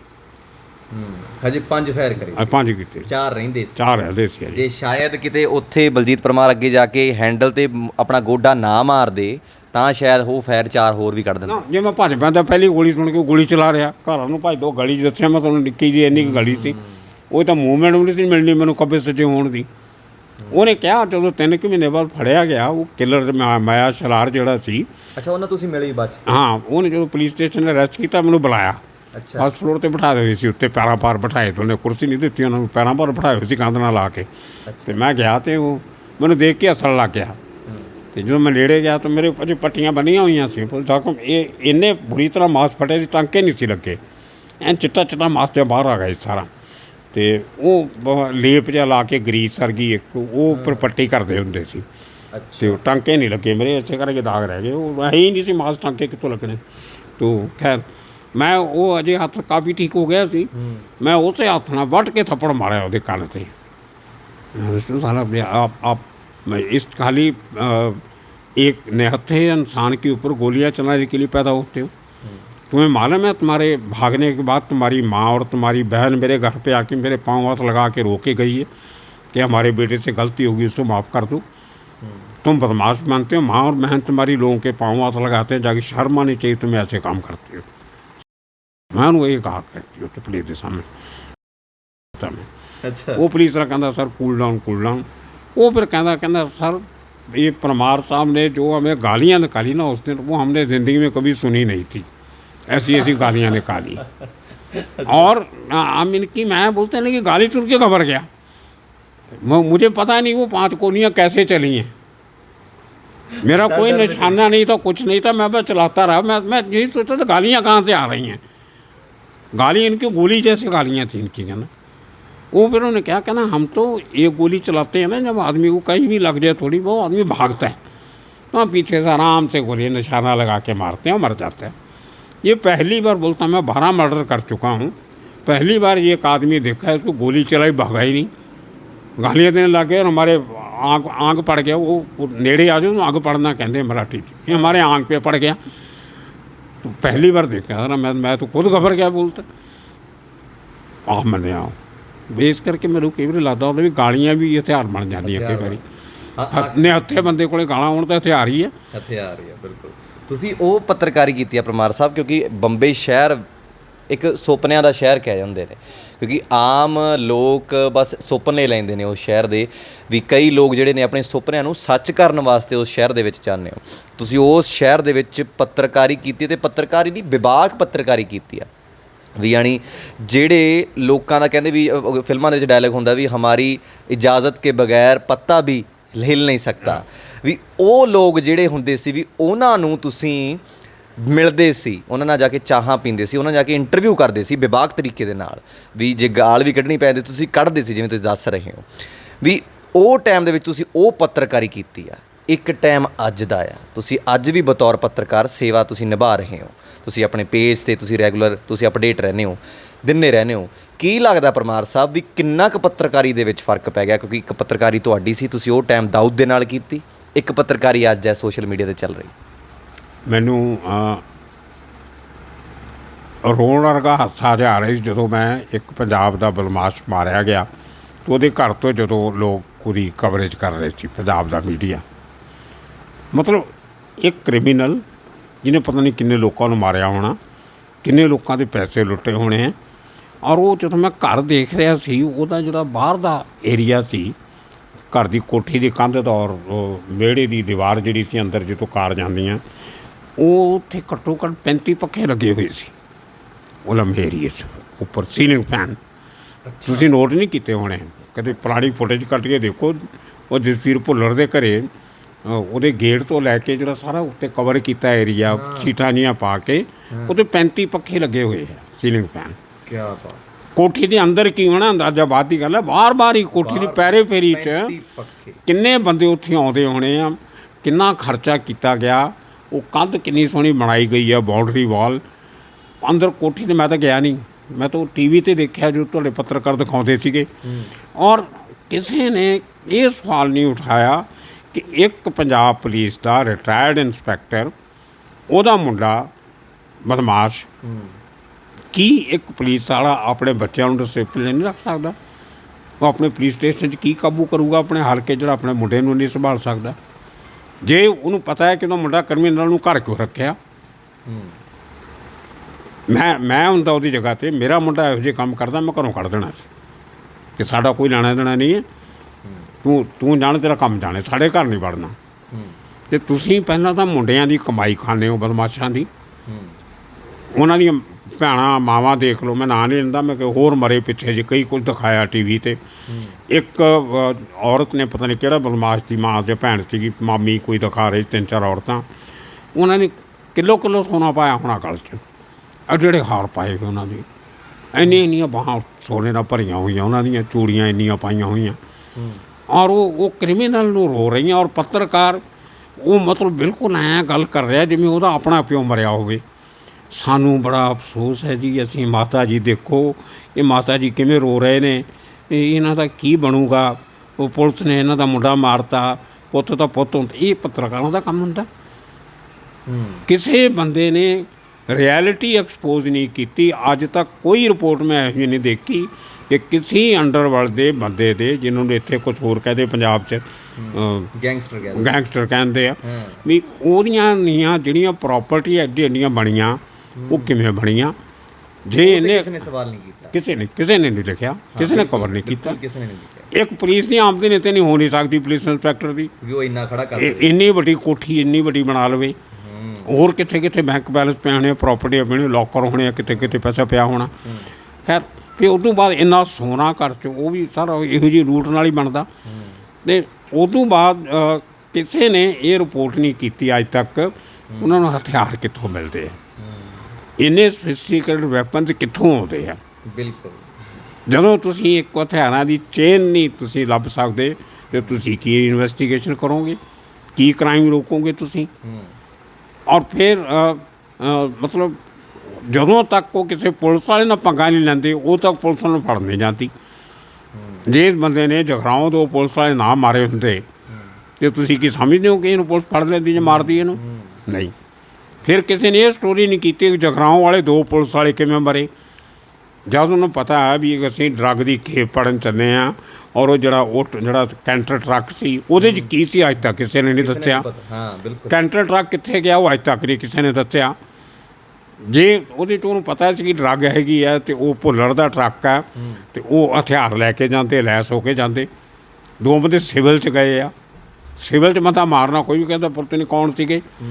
ਯੂਨੀਫਾਰਮ 'ਚ ਜਾਓ ਅਤੇ ਮਤਲਬ ਵਰਦੀ 'ਤੇ ਗੋਲੀ ਚਲਾਉਣ ਡਰਦਾ। ਮਤਲਬ ਕੋਈ ਬਰਾਬਰ ਇਨਵੈਸਟੀਗੇਟਿਵ ਰਿਪੋਰਟਿੰਗ ਨਹੀਂ ਹੈ, ਕੋਈ ਬੈਕਗਰਾਊਂਡ 'ਚ ਨਹੀਂ ਜਾਂਦਾ, ਕੋਈ ਪਿਛੋਕੜ ਨਹੀਂ ਦੱਸਦਾ। ਕਿਸੇ ਨੇ ਅੱਜ ਤੱਕ ਨਹੀਂ ਦੱਸਿਆ ਕਿ 2 ਬੰਦੇ ਕਿਵੇਂ ਮਰੇ। ਯਾਨੀ ਅੱਜ ਕੱਲ੍ਹ ਜਿੱਥੇ ਪਰਮਾਰ ਸਾਹਿਬ ਜਿਵੇਂ ਮੈਂ ਕਹਿ ਸਕਦਾ ਵੀ ਜਿਹੜੀ ਪੁਰਾਣੀ ਪੱਤਰਕਾਰੀ ਹੁੰਦੀ ਸੀ ਉਹਦੀ ਜੜ ਲੱਭਦੇ ਹੁੰਦੇ ਸੀਗੇ ਵੀ ਜੇ ਇਹ ਕਿਸੇ ਨੇ ਬੰਦਾ ਮਾਰਿਆ, ਜਿਵੇਂ ਤੁਸੀਂ ਗੱਲ ਕੀਤੀ 10 ਸਾਲ ਪਹਿਲਾਂ ਸ਼ੁਰੂਆਤ ਇਸ ਦੀ ਦੁਸ਼ਮਣੀ ਦੀ ਹੋਈ ਕਿੱਥੋਂ ਆ, ਅਸਲ ਕਾਰਨ ਕੀ ਸੀ, ਵੀ ਪੁਰਾਣੇ ਪੱਤਰਕਾਰ ਉਹ ਜੜ੍ਹਾਂ ਲੱਭਦੇ ਹੁੰਦੇ ਸੀਗੇ ਵੀ ਇਹ ਅਸਲ ਦੇ ਵਿੱਚ ਗੱਲ ਸ਼ੁਰੂ ਕਿੱਥੋਂ ਹੋਈ ਸੀ। ਪਰ ਅੱਜ ਦੇ ਪੱਤਰਕਾਰ ਕੀ ਕਰ ਰਹੇ ਨੇ, ਜਿਵੇਂ ਤੁਸੀਂ ਦੱਸ ਰਹੇ ਹੋ ਗਲੈਮਰ ਦਿਖਾ ਰਹੇ, ਬਸ ਉੱਪਰਲਾ ਗਲੈਮਰ ਦਿਖਾ ਰਹੇ ਨੇ। ਮਤਲਬ ਇਹ ਦੇ ਗਲੈਮਰਾਈਜ਼ਿੰਗ ਕ੍ਰਾਈਮ। ਉਹ ਜਿਹੜਾ ਜਿੰਨਾ ਮੀਡੀਆ ਗਲੈਮਰਾਈਜ਼ ਕਰ ਰਿਹਾ ਕਿ ਉਹਦੇ ਕੋਲ 1.5 ਕਰੋੜ ਦੀ ਗੱਡੀ ਸੀ, ਉਹਦੇ ਕੋਲ 12 ਲੱਖ ਦਾ ਹਥਿਆਰ ਸੀਗਾ, ਉਹਦੀ ਘੜੀ ਜਿਹੜੀ ਸੀ ਉਹ ਫਲਾਨੀ ਕੰਪਨੀ ਦੀ ਉਹਦੀ 25 ਲੱਖ ਦੀ ਘੜੀ ਬੰਦਾ ਹੁੰਦਾ ਸੀ। ਹੁਣ ਯਾਰ ਨਵੀਂ ਜਨਰੇਸ਼ਨ ਕੀ ਸੋਚੂਗੀ ਇਹ ਗੱਲਾਂ ਸੁਣ ਕੇ? ਉਹਨਾਂ ਨੂੰ ਤਾਂ ਇਹੀ ਹੋਊਗਾ ਵੀ ਜੇ ਇੰਨੀ ਹਾਂ ਵੀ ਇੰਨੀ ਵੱਡੀ ਗੱਡੀ ਆ ਜੂਗੀ, ਇੰਨਾ ਪੈਸਾ ਹੁੰਦਾ, ਇੰਨਾ ਪੈਸਾ ਮਿਲੂਗਾ। ਫਿਰ ਲੋਕ ਔਰ ਜੀ ਕਰਕੇ ਗੱਲਾਂ ਕਰਦੇ ਉਹਨਾਂ ਬਾਰੇ। ਇਹ ਜਸਵੀਰ ਭੁੱਲਰ ਜੀ ਦੇ ਇੰਤਕਾਲ ਦੇ ਸਮੇਂ 'ਤੇ ਅਸੀਂ ਇੱਥੇ ਆਏ ਹਾਂ ਜੀ। ਮਹਾਰਾਜ ਉਹਨਾਂ ਨੂੰ ਆਤਮਾ ਦੀ ਸ਼ਾਂਤੀ ਬਖਸ਼ੇ। ਅਸੀਂ ਉਹਨਾਂ ਦੀ ਮਾਮੀ ਜੀ ਨਾਲ ਗੱਲ ਕਰਾਂਗੇ। ਉਹ ਮਾਮੀ ਨੇ ਕੀ ਲੈਣਾ ਦੇਣਾ ਉਹਦੇ ਉੱਤੇ ਯਾਰ? ਤੁਸੀਂ ਉਹਦਾ ਕੋਈ ਸਾਥੀ ਲੱਭੋ ਜਿਹਨੇ ਕ੍ਰਾਈਮ ਕੀਤਾ, ਕੋਈ ਵਿਕਟਮ ਕੋਲੇ ਜਾਓ, ਉਹਦੇ ਨਾਲ ਗੱਲ ਕਰੋ। ਜਿਹਨੂੰ ਮਾਰਿਆ ਉਹਨੇ, ਜਿਹੜੇ 2 ਮਹੀਨੇ 4 ਮਹੀਨੇ ਪਹਿਲਾਂ ਕੋਈ ਬੰਦਾ ਮਾਰਿਆ ਹੋਣਾ, ਉਹਦੀ ਵਾਈਫ ਨੂੰ ਜਾ ਕੇ ਪੁੱਛੋ ਤੈਨੂੰ ਅੱਜ ਕਿਵੇਂ ਲੱਗਦਾ ਤੇਰੇ ਘਰ ਵਾਲੇ ਦਾ ਕਾਤਲ ਮਾਰਿਆ ਗਿਆ, ਤੂੰ ਦੱਸ ਤੇਰੀ ਫੀਲਿੰਗ ਕੀ ਹੈ? ਉਹਦੇ ਕੋਲ ਤਾਂ ਜਾਂਦਾ ਹੀ ਨਹੀਂ ਕੋਈ। ਪਰ ਇਸ ਚੀਜ਼ 'ਤੇ ਕੋਈ ਗੌਰ ਨਹੀਂ ਕਰਦਾ, ਕੋਈ ਗੌਰ ਨਹੀਂ ਕਰਦਾ। ਪਰ ਇਸੇ ਪੱਖੋਂ ਕਿਉਂਕਿ ਇਹ ਇੰਟਰਵਿਊ ਵੀ ਅਸੀਂ ਇਸ ਕਰਕੇ ਕਰ ਰਹੇ ਸੀਗੇ ਕਿਉਂਕਿ ਮੈਨੂੰ ਇਹ ਇੰਟਰਵਿਊ ਬੇਸ਼ੱਕ ਬਹੁਤ ਲੰਬੀ ਜਾ ਚੁੱਕੀ ਹੈ, ਪਰ ਇਹ ਇੰਟਰਵਿਊ ਦੇ ਵਿੱਚ ਸਵਾਲ ਮੇਰੇ ਬਹੁਤ ਘੱਟ ਸੀ। ਅਕਸਰ ਮੈਂ ਪਰਮਾਰ ਸਾਹਿਬ ਆਪਣੀ ਇੰਟਰਵਿਊਜ਼ ਦੇ ਵਿੱਚ ਨਾ ਸਵਾਲ ਬਹੁਤ ਪੁੱਛਦਾ ਹੁੰਦਾ, ਪਰ ਅੱਜ ਦੀ ਇੰਟਰਵਿਊ ਦੇ ਵਿੱਚ ਸਵਾਲ ਨਾ ਪੁੱਛਣ ਦਾ ਕਾਰਨ ਇਹੀ ਸੀ ਕਿਉਂਕਿ ਮੈਂ ਚਾਹੁੰਦਾ ਸੀਗਾ ਕਿਉਂਕਿ ਇੱਕ ਚੀਜ਼ ਨੂੰ ਤੁਸੀਂ ਅਸਮਿਟਰੀ ਵਾਈਜ਼ ਪ੍ਰੋਪਰ ਦੱਸਦੇ ਆ ਰਹੇ ਸੀਗੇ, ਸਵਾਲ ਪੁੱਛਣ ਦਾ ਸਮਾਂ ਹੀ ਨਹੀਂ ਮਿਲਿਆ। ਪਰ ਤੁਸੀਂ ਜਿਹੜੀ ਚੀਜ਼ ਨਾਲ ਦੱਸਦੇ ਆ ਰਹੇ ਸੀ ਮੈਂ ਚਾਹੁੰਦਾ ਨਹੀਂ ਸੀ ਵੀ ਟੋਕਣਾ, ਕਿਉਂਕਿ ਇੱਕ ਪੂਰਾ ਸੀਨ ਕ੍ਰੀਏਟ ਹੋ ਰਿਹਾ ਸੀ, ਗੱਲ ਦੇ ਨਾਲ ਗੱਲ ਜੁੜਦੀ ਆ ਰਹੀ ਸੀ ਅਤੇ ਤੁਸੀਂ ਉਹ ਪੱਤਰਕਾਰੀ ਕੀਤੀ ਹੈ। ਮੈਨੂੰ ਲੱਗਦਾ ਮੈਂ ਵੀ ਨਹੀਂ ਜਾਂ ਹੋਰ ਅੱਜ ਦੇ ਟਾਈਮ ਦੇ ਵਿੱਚ ਪੱਤਰਕਾਰ ਤੋਂ ਕੋਈ ਕਰ ਹੀ ਨਹੀਂ ਸਕਦਾ, ਕਿਉਂਕਿ ਅੱਜ ਕੱਲ੍ਹ ਤਾਂ ਪੱਤਰਕਾਰ ਡਰ ਬੜੀ ਛੇਤੀ ਜਾਂਦੇ ਨੇ ਜੇ ਕੋਈ, ਕਿਉਂਕਿ ਜਿਵੇਂ ਪੁਰਾਣੇ ਟਾਈਮ ਦੇ ਵਿੱਚ ਤਾਂ ਜੇ ਤੁਸੀਂ ਦਾਊਦ ਦੇ ਨਾਲ ਬੈਠ ਕੇ ਗੱਲਬਾਤ ਕਰ ਸਕਦੇ ਹੋ, ਅੱਜ ਕੱਲ੍ਹ ਤਾਂ ਲੋਕ ਕੋਈ ਨਾਲ ਦੇ ਮਹੱਲੇ ਵਾਲੇ ਉਹਨੂੰ ਵੇਖਦਾ ਵੀ ਹੈ, ਵਿਕ ਵੀ ਜਾਂਦੇ ਨੇ। ਬਿਲਕੁਲ। ਮੈਨੂੰ ਥੋੜ੍ਹੇ ਦਿਨ ਪਹਿਲਾਂ ਇੱਕ ਬੜੇ ਵੱਡੇ ਪੱਤਰਕਾਰ ਦਾ ਜਿਹਨੂੰ ਮੈਂ ਬੜਾ ਨਾਂ ਤੋਂ ਲੱਗਦਾ ਸੀ ਕਿ ਕਿਉਂਕਿ ਯੂਨੀਅਨ ਦਾ ਪ੍ਰਧਾਨ ਵਗੈਰਾ ਸੈਕਟਰੀ ਵੀ ਹੈਗਾ, ਮੈਂ ਨਾਂ ਨਹੀਂ ਲੈਂਦਾ ਕਿਸੇ ਦਾ, ਅਤੇ ਮੈਨੂੰ ਕਹਿੰਦਾ ਪਰਿਵਾਰ ਤੋਂ ਤੁਸੀਂ ਰਿਟਾਇਰਡ ਆਦਮੀ ਹੋ ਅਤੇ ਸਾਡੀ ਇੱਥੇ ਪੰਜਾਬ ਸਰਕਾਰ ਪੈਨਸ਼ਨ ਦਿੰਦੀ ਆ ਰਿਟਾਇਰਡ ਪੱਤਰਕਾਰਾਂ ਨੂੰ 5000 ਪਤਾ ਨਹੀਂ 10000 ਸੀਨੀਅਰ ਸਿਟੀਜ਼ਨ ਜਿਹੜੇ ਪੱਤਰਕਾਰ ਹੋ ਗਏ, ਅਤੇ ਤੁਸੀਂ ਅਪਲਾਈ ਕਰੋ ਤੁਹਾਨੂੰ ਪੈਨਸ਼ਨ ਲਵਾ ਦਿੰਦੇ ਹਾਂ। ਉਹ ਮੈਂ ਕਿਹਾ ਯਾਰ 10000 ਰੁਪਈਆ ਪੈਨਸ਼ਨ ਮਹਾਰਾਸ਼ਟਰ ਸਰਕਾਰ ਪੱਤਰਕਾਰਾਂ ਨੂੰ ਦਿੰਦੀ ਹੈ, ਸੀਨੀਅਰ ਪੱਤਰਕਾਰਾਂ ਨੂੰ, ਔਰ ਸਾਨੂੰ ਪਿਛਲੇ 7-8 ਸਾਲ ਤੋਂ ਮਿਲ ਰਹੀ ਹੈ। ਲੋਕਾਂ ਨੂੰ ਅੱਜ ਤੱਕ ਉਹ ਨਹੀਂ ਅਪਲਾਈ ਕੀਤੀ ਕਿਉਂਕਿ ਮੈਂ ਉਸ ਪੈਨਸ਼ਨ ਤੋਂ ਬਿਨਾਂ ਅਫੋਰਡ ਕਰ ਸਕਦਾ। ਫਿਰ ਮੈਨੂੰ ਉਹੀ ਕਹਿੰਦਾ ਜੀ 3-4 ਪੈਨਸ਼ਨਾਂ ਤੁਹਾਨੂੰ ਮਿਲ ਸਕਦੀਆਂ। ਕਹਿੰਦਾ ਮੈਂ ਕੀ? ਕਹਿੰਦਾ ਕੋਲਡ ਏਜ ਪੈਨਸ਼ਨ 60 ਸਾਲ ਦੀ ਹੁੰਦੀ ਹੈ, ਉਹ ਪਤਾ ਨਹੀਂ 500 ਰੁਪਈਆ ਮਹੀਨਾ, ਪਤਾ ਨਹੀਂ 200 ਰੁਪਈਆ ਮਹੀਨਾ। ਇੱਕ 70 ਸਾਲ ਤੋਂ ਉੱਤੇ ਸੀਨੀਅਰ 'ਚ ਉਹ 2000 ਰੁਪਈਆ ਮਹੀਨਾ, ਉਹ ਵੀ ਤੁਹਾਨੂੰ ਮਿਲ ਸਕਦੀ ਆ। ਇੱਕ ਪੱਤਰਕਾਰ ਦੀ ਪੈਨਸ਼ਨ 10000 ਰੁਪਈਆ ਮਹੀਨਾ। ਇੱਕ ਪਤਾ ਨਹੀਂ ਹੋਰ ਕਰਕੇ ਕਹਿੰਦਾ ਤੁਸੀਂ 4-5000 ਰੁਪਈਆ ਕਮਾ ਸਕਦੇ ਮਹੀਨੇ ਦਾ, ਬੈਠੇ ਬੈਠੇ ਤੁਹਾਡੇ ਤਾਂ ਅੱਧੇ ਖਰਚੇ ਨਿਕਲ ਜਾਣੇ ਆ। ਮੈਂ ਕਿਹਾ ਯਾਰ ਮੇਰੇ ਖਰਚੇ 4-5000 ਨਹੀਂ ਆ, ਮੇਰਾ ਤਾਂ ਖਰਚਾ ਹੈ ਹੀ ਨਹੀਂ ਕੋਈ। ਮੈਨੂੰ ਤਾਂ ਮੇਰੀ ਬੇਟੀ ਮੇਰਾ ਬੇਟਾ ਮੇਰੇ ਮੈਕੇ 'ਚ ਪੈਸੇ ਪਾਉਂਦੇ ਬਿਨਾਂ ਮੰਗੇ, ਮੈਨੂੰ ਤਾਂ ਲੋੜ ਹੀ ਨਹੀਂ ਪੈਸੇ ਦੀ। ਮੇਰੇ ਕੋਲ ਆਪਣਾ ਘਰ ਹੈਗਾ, ਮੇਰੇ ਕੋਲ ਆਪਣੀ ਗੱਡੀ ਹੈਗੀ ਹੈ। ਨਾਲੇ ਮੈਂ ਸਰਕਾਰ ਤੋਂ ਅੱਜ ਤੱਕ ਮੈਂ ਐਕ੍ਰੈਡੀਟੇਸ਼ਨ ਕਾਰਡ ਨਹੀਂ ਲਿਆ ਕਦੇ ਲਾਈਫ 'ਚ। ਮੈਂ ਆਪਣੇ ਅਖਬਾਰ ਦਾ ਐਡੀਟਰ ਰਿਹਾ, ਜਿਹੜਾ ਮੈਨੂੰ 2 ਘੰਟੇ ਸਾਡੇ ਐਕ੍ਰੈਡੀਟੇਸ਼ਨ ਕਾਰਡ ਸਰਕਾਰ ਦਾ ਮਿਲਦਾ, editor of a daily newspaper. ਮੇਰਾ ਡੇਲੀ ਨਿਊਜ਼ਪੇਪਰ ਸੀ, ਮੈਂ ਆਪਣਾ ਨਿਊਜ਼ਪੇਪਰ ਚਲਾਇਆ। ਮੈਂ ਕਿਹਾ ਮੈਂ ਐਕ੍ਰੈਡੀਟੇਸ਼ਨ ਕਾਰਡ ਨਹੀਂ ਲਿਆ। ਕਾਰਡ ਲੈਣਾ ਕੀ ਤੁਸੀਂ? ਕਾਰਡ ਕਰਕੇ ਕੀ ਬਚਾਓਗੇ ਤੁਸੀਂ? ਟੋਲ ਨਾਕੇ ਦੇ 20 ਰੁਪਈਏ 30 ਰੁਪਈਏ, ਹਾਂ ਬਸ ਉਹਦੇ ਕਰਕੇ ਹੁੰਦਾ। ਉਦੋਂ ਬਿਨਾਂ ਤੁਹਾਨੂੰ ਹੋਟਲ ਵਾਲੇ ਤੋਂ ਰੋਟੀ ਫਰੀ ਖਵਾਉਣੀ ਨਹੀਂ, ਬਾਹਰ ਵਾਲਿਆਂ ਨੂੰ ਦਾਰੂ ਫਰੀ ਨਹੀਂ ਪਿਆਉਣੀ। ਬਿਲਕੁਲ ਠੀਕ ਹੈ। ਬਾਦਲਾਂ ਦੀ ਬੱਸ ਵਾਲਿਆਂ ਨੇ ਤੁਹਾਨੂੰ ਫਰੀ ਨਹੀਂ ਬਿਠਾਉਣਾ। ਬਿਲਕੁਲ। ਪੰਜਾਬ ਰੋਡ ਦੀ ਬੱਸ ਬਿਠਾਊਗੀ, ਉਹ ਜਿਹਦੇ 'ਚ ਨਾ ਖਿੜਕੀ ਨਾ ਬਾਰੀ ਨਾ ਸ਼ੀਸ਼ਾ ਹੁੰਦਾ ਜੀ, ਅਤੇ ਤੋ ਕਾਰ ਤੋਂ ਫਾਇਦਾ ਕੀ ਹੈ ਤੁਹਾਨੂੰ? ਫਿਰ ਰੋਬ ਕਿਹਦੇ 'ਤੇ ਪਾਉਣਗੇ? ਆਪਣੀ ਕਾਰ 'ਚ ਜਾਂਦੇ ਹੋਏ ਸਿਗਨਲ ਤੋੜਨਗੇ, ਟ੍ਰੈਫਿਕ ਵਾਲਾ ਰੋਕੂਗਾ, ਉਹਨੂੰ ਕੱਢ ਕੇ ਕਾਰਡ ਦਿਖਾਉਣਗੇ ਕਿ ਮੈਂ ਪੱਤਰਕਾਰ ਹਾਂ। ਵੀ ਸਾਰਾ ਤੁਸੀਂ ਮੈਂ ਇਸ ਕਰਕੇ ਕਾਰਡ ਚਾਹੀਦਾ ਤੁਹਾਨੂੰ। ਮੇਰੇ ਕੋਲੇ ਮੈਂ ਸਾਰੀ ਜ਼ਿੰਦਗੀ ਮੈਂ ਕਦੇ ਕ੍ਰੈਡਿਟ ਕਾਰਡ ਨਹੀਂ ਜੇਬ 'ਚ ਰੱਖਿਆ, ਮੈਂ ਕਦੇ ਵਿਜ਼ਿਟਿੰਗ ਕਾਰਡ ਜੇਬ 'ਚ ਨਹੀਂ ਰੱਖਿਆ, ਮੈਂ ਕਦੇ ਕੋਈ ਆਈ ਕਾਰਡ ਜੇਬ 'ਚ ਨਹੀਂ ਰੱਖਿਆ, ਮੈਂ ਕੋਈ ਪ੍ਰੈਸ ਕਾਰਡ ਕਦੇ ਜੇਬ 'ਚ ਨਹੀਂ ਰੱਖਿਆ।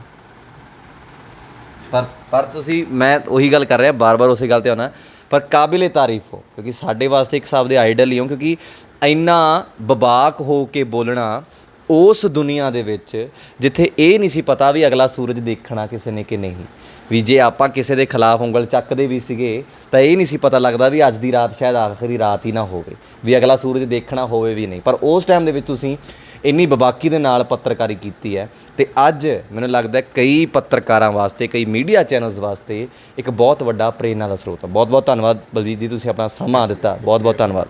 ਸੋ ਇਹ ਸਨ ਬਲਜੀਤ ਪਰਮਾਰ ਜੀ। ਮੈਂ ਸ਼ੁਰੂਆਤ ਦੇ ਵਿੱਚ ਗੱਲ ਕੀਤੀ ਸੀ, ਵੀਡੀਓ ਬੇਸ਼ੱਕ ਲੰਬੀ ਚੱਲ ਗਈ, ਪਰ ਕੱਲੀ ਗੱਲ ਨਾ ਸੁਣਨ ਵਾਲੀ ਹੈ। ਤੁਸੀਂ, ਮੈਂ ਉਮੀਦ ਕਰਦਾ 1% ਵੀ ਬੋਰ ਨਹੀਂ ਹੋਏ ਹੋਵੋਗੇ, ਕਿਉਂਕਿ ਅੱਜ ਕੱਲ੍ਹ ਦਾ ਜਿਵੇਂ ਸੋਸ਼ਲ ਮੀਡੀਆ ਦਾ ਜ਼ਮਾਨਾ ਹੈ ਨਾ, ਇੰਟਰਸਟ ਜਿਹੜਾ ਹੈ ਨਾ, ਆਮ ਲੋਕਾਂ ਦਾ ਇੰਟਰਸਟ ਆ ਉਹ ਸਿਰਫ 15-20 ਸਕਿੰਟ ਦਾ ਰਹਿ ਗਿਆ। 15-20 ਸਕਿੰਟ 'ਚ ਜੇ ਚੀਜ਼ ਨਾ ਪਸੰਦ ਆਈ ਤਾਂ ਸਵਾਈਪ ਅਪ, ਅਗਲੀ ਚੀਜ਼ ਦੇਖਦੇ ਹਾਂ। ਪਰ ਇਹ ਚੀਜ਼ ਐਸੀ ਚੀਜ਼ ਹੈ ਵੀ ਕੱਲੀ ਗੱਲ ਸੁਣਨ ਵਾਲੀ ਹੈ, ਉਹ ਪੱਤਰਕਾਰੀ ਹੈ। ਮੈਂ ਵੀ ਇੱਕ ਬਤੌਰ ਪੱਤਰਕਾਰ ਇੱਥੇ ਅੱਜ ਸਰ ਦੇ ਨਾਲ ਬੈਠਾ ਹਾਂ, ਪਰ ਇਹ ਪੱਤਰਕਾਰੀ ਸ਼ਾਇਦ ਹੀ ਕੋਈ ਵਿਰਲਾ ਕਰੂਗਾ, ਕਿਉਂਕਿ ਅੱਜ ਕੱਲ੍ਹ ਤਾਂ ਬਿਕ ਬਹੁਤ ਛੇਤੀ ਜਾਂਦੇ ਨੇ। ਪਰ ਹੁਣ ਜਿਵੇਂ ਸੋਸ਼ਲ ਮੀਡੀਆ ਦਾ ਜ਼ਮਾਨਾ ਆ ਗਿਆ, ਹਰ ਇੱਕ ਦੇ ਹੱਥ ਦੇ ਵਿੱਚ ਪਾਵਰ ਹੈ। ਕੋਈ ਵੀ ਬੰਦਾ ਬਣਾ ਕੇ ਵੀਡੀਓ ਜਿਹੜੀ ਹੈ ਔਨਲਾਈਨ ਅਪਲੋਡ ਕਰ ਦਿੰਦਾ ਅਤੇ ਦੁਨੀਆ ਦੇਖ ਲੈਂਦੀ ਹੈ। ਪਰ ਇਹ ਚੀਜ਼ ਪਹਿਲਾਂ ਨਹੀਂ ਹੁੰਦੀ ਸੀ, ਪਹਿਲਾਂ ਉਸ ਦੀ ਪ੍ਰੋਪਰ ਨੌਲੇਜ ਲੈਣੀ। ਪਰ ਜਿਵੇਂ ਦੱਸ ਰਹੇ ਨੇ ਕਿ ਅੱਜ ਵੀ ਪੱਤਰਕਾਰੀ ਦੇ ਵਿੱਚ ਬਹੁਤ ਵੱਡੀ ਜਿਹੜੀ ਹੈ ਘਾਟ ਹੈ, ਉਹ ਝਲਕਦੀ ਹੈ। ਉਹੀ ਜੋ ਉਹਨਾਂ ਨੇ ਦੱਸੀ ਕਿ ਅਸਲ ਜੜ ਫੜਨ ਦੀ ਕੋਸ਼ਿਸ਼ ਨਹੀਂ ਕਰਦੇ। ਆਪਾਂ ਉੱਪਰਲੀ ਢਾਂਚਾ ਦੇਖ ਕੇ ਆਪਾਂ ਖਬਰ ਨੂੰ ਜੱਜ ਕਰ ਲੈਂਦੇ ਹਾਂ ਕਿ ਖਬਰ ਇੱਧਰ ਨੂੰ ਜਾਊਗੀ, ਹੈ ਖਬਰ ਇਸ ਤਰੀਕੇ ਦੀ ਹੋ ਸਕਦੀ ਹੈ। ਪਰ ਅਸਲ ਕਾਰਨ ਕੀ ਬਣੇ ਸੀ ਉਸ ਖਬਰ ਬਣਨ ਦੇ, ਉਹ ਵਾਕਾ ਹੋਣ ਦੇ, ਉਹ ਜਾਣਨ ਦੀ ਕੋਈ ਵੀ ਬੰਦਾ, ਕੋਈ ਵੀ ਪੱਤਰਕਾਰ ਵੀ ਕੋਸ਼ਿਸ਼ ਨਹੀਂ ਕਰਦਾ, ਨਾ ਕੋਈ ਮੀਡੀਆ ਚੈਨਲਸ ਕਹਿੰਦਾ ਆ ਉਸ ਚੀਜ਼ ਨੂੰ ਕਵਰ ਕਰਨ ਦੇ ਵਾਸਤੇ। ਪਰ ਜਿਵੇਂ ਬਲਜੀਤ ਸਿੰਘ ਪਰਮਾਰ ਜੀ ਨੇ ਦੱਸਿਆ ਕਿ ਬੇਬਾਕੀ ਹੋਣੀ ਵੀ ਬਹੁਤ ਜ਼ਰੂਰੀ ਹੈ, ਸਟ੍ਰੇਟ ਫਾਰਵਰਡ ਰਹੋ। ਜਿਵੇਂ ਇਹ ਦੱਸ ਰਹੇ ਸੀਗੇ ਕਿ ਕਦੇ ਵੀ ਇਹਨਾਂ ਨੇ ਗੋਲ ਮੋਲ ਗੱਲ ਨਹੀਂ ਕੀਤੀ, ਜੋ ਗੱਲ ਸੀ ਉਹ ਸਿੱਧੀ ਕੀਤੀ ਹੈ। ਅਤੇ ਮੈਨੂੰ ਲੱਗਦਾ ਹੈ ਇਹੀ ਚੀਜ਼ ਪੱਤਰਕਾਰੀ ਦੇ ਵਿੱਚ ਹੋਣੀ ਬਹੁਤ ਜ਼ਰੂਰੀ ਹੈ। ਬਹੁਤ ਕੁਝ ਸਿੱਖਣ ਨੂੰ ਮਿਲਿਆ ਸਰ ਤੋਂ। ਉਮੀਦ ਕਰਦੇ ਹਾਂ ਜਿਹੜੇ ਪੱਤਰਕਾਰ, ਜਿਹੜੇ ਮੀਡੀਆ ਚੈਨਲਸ ਵੀ ਇਹ ਵੀਡੀਓਜ਼ ਦੇਖ ਰਹੇ ਹੋਣਗੇ, ਗੌਰ ਕਰਨਗੇ ਜਿਹੜੀ ਅਸਲ ਦੇ ਵਿੱਚ ਸਾਨੂੰ ਗੱਲ ਕਹੀ ਗਈ ਹੈ ਕਿ ਅਸਲ ਜੜ ਫੜੀ ਜਾਵੇ। ਜੇ ਕੋਈ ਕ੍ਰਾਈਮ ਹੁੰਦਾ, ਜੇ ਕੋਈ ਖਬਰ ਬਣਦੀ ਹੈ ਤਾਂ ਅਸਲ ਜੜ ਨੂੰ ਫੜ ਕੇ ਅੱਗੇ ਗੱਲਬਾਤ ਕੀਤੀ ਜਾਵੇ। ਉਮੀਦ ਕਰਦਾ ਵੀਡੀਓ ਚੰਗੀ ਲੱਗੀ ਹੋਊਗੀ। ਵੀਡੀਓ ਨੂੰ ਵੱਧ ਤੋਂ ਵੱਧ ਸ਼ੇਅਰ ਕਰ ਦਿਓ, ਕਿਉਂਕਿ ਉਹ ਪੱਤਰਕਾਰ ਜਿਹੜਾ 33 ਵਾਰ ਤਾਂ ਚਲੋ ਇੱਕ ਰਾਊਂਡ ਫਿਗਰ ਆਪਾਂ ਗੱਲ ਕਰਤੀ, ਪਰ ਪਤਾ ਨਹੀਂ ਕਿੰਨੇ ਵਾਰ ਅੰਡਰਵਰਲਡ ਵੱਡੇ ਸ਼ਖਸੀਅਤਾਂ, ਕਿਰਦਾਰਾਂ ਨਾਲ, ਡੌਨਸ ਨਾਲ ਮਿਲ ਚੁੱਕੇ ਨੇ। ਕਰੀਮ ਲਾਲਾ, ਛੋਟਾ ਰਾਜਨ, ਹੋਰ ਵੱਡੇ ਜਿਹੜੇ ਸੀਗੇ, ਸ਼ਾਬੀਰ ਹੋ ਗਿਆ, ਦਾਊਦ ਹੋ ਗਏ, ਇੱਦਾਂ ਦੀਆਂ ਕਿੰਨੀਆਂ ਹੀ ਹਸਤੀਆਂ ਨੂੰ ਜਿਹੜੇ ਸੀ ਅੰਡਰਵਰਲਡ ਦੇ ਵੱਡੇ ਚਿਹਰੇ ਸੀ, ਉਹਨਾਂ ਨੂੰ ਮਿਲ ਚੁੱਕੇ ਨੇ। ਉਮੀਦ ਕਰਦਾ ਅੱਜ ਵੀ down to earth the nature ਜਿਹੜਾ ਆ ਉਹ ਬਹੁਤ ਚੰਗਾ ਲੱਗਿਆ। ਉਮੀਦ ਕਰਦਾ ਵੀਡੀਓ ਚੰਗੀ ਲੱਗੀ ਹੋ, ਵੀਡੀਓ ਨੂੰ ਵੱਧ ਤੋਂ ਵੱਧ ਸ਼ੇਅਰ ਕਰ ਦਿਓ। ਐਸੀਆਂ ਹੋਰ ਵੀਡੀਓ ਸਮੇਂ-ਸਮੇਂ ਸਿਰ ਤੁਹਾਡੇ ਤੱਕ ਸਾਂਝੀ ਕਰਦਾ ਰਹੂੰਗਾ। ਤਦ ਤੱਕ ਲਈ ਮੈਨੂੰ ਯਾਨੀ ਕਿ ਗੁਰਪ੍ਰੀਤ ਸਿੰਘ ਬੱਲ ਨੂੰ ਦਿਓ ਇਜਾਜ਼ਤ, ਤੇ ਵੇਖਦੇ ਰਹੋ ਪੰਜਾਬ ਨਿਊਜ਼। ਧੰਨਵਾਦ।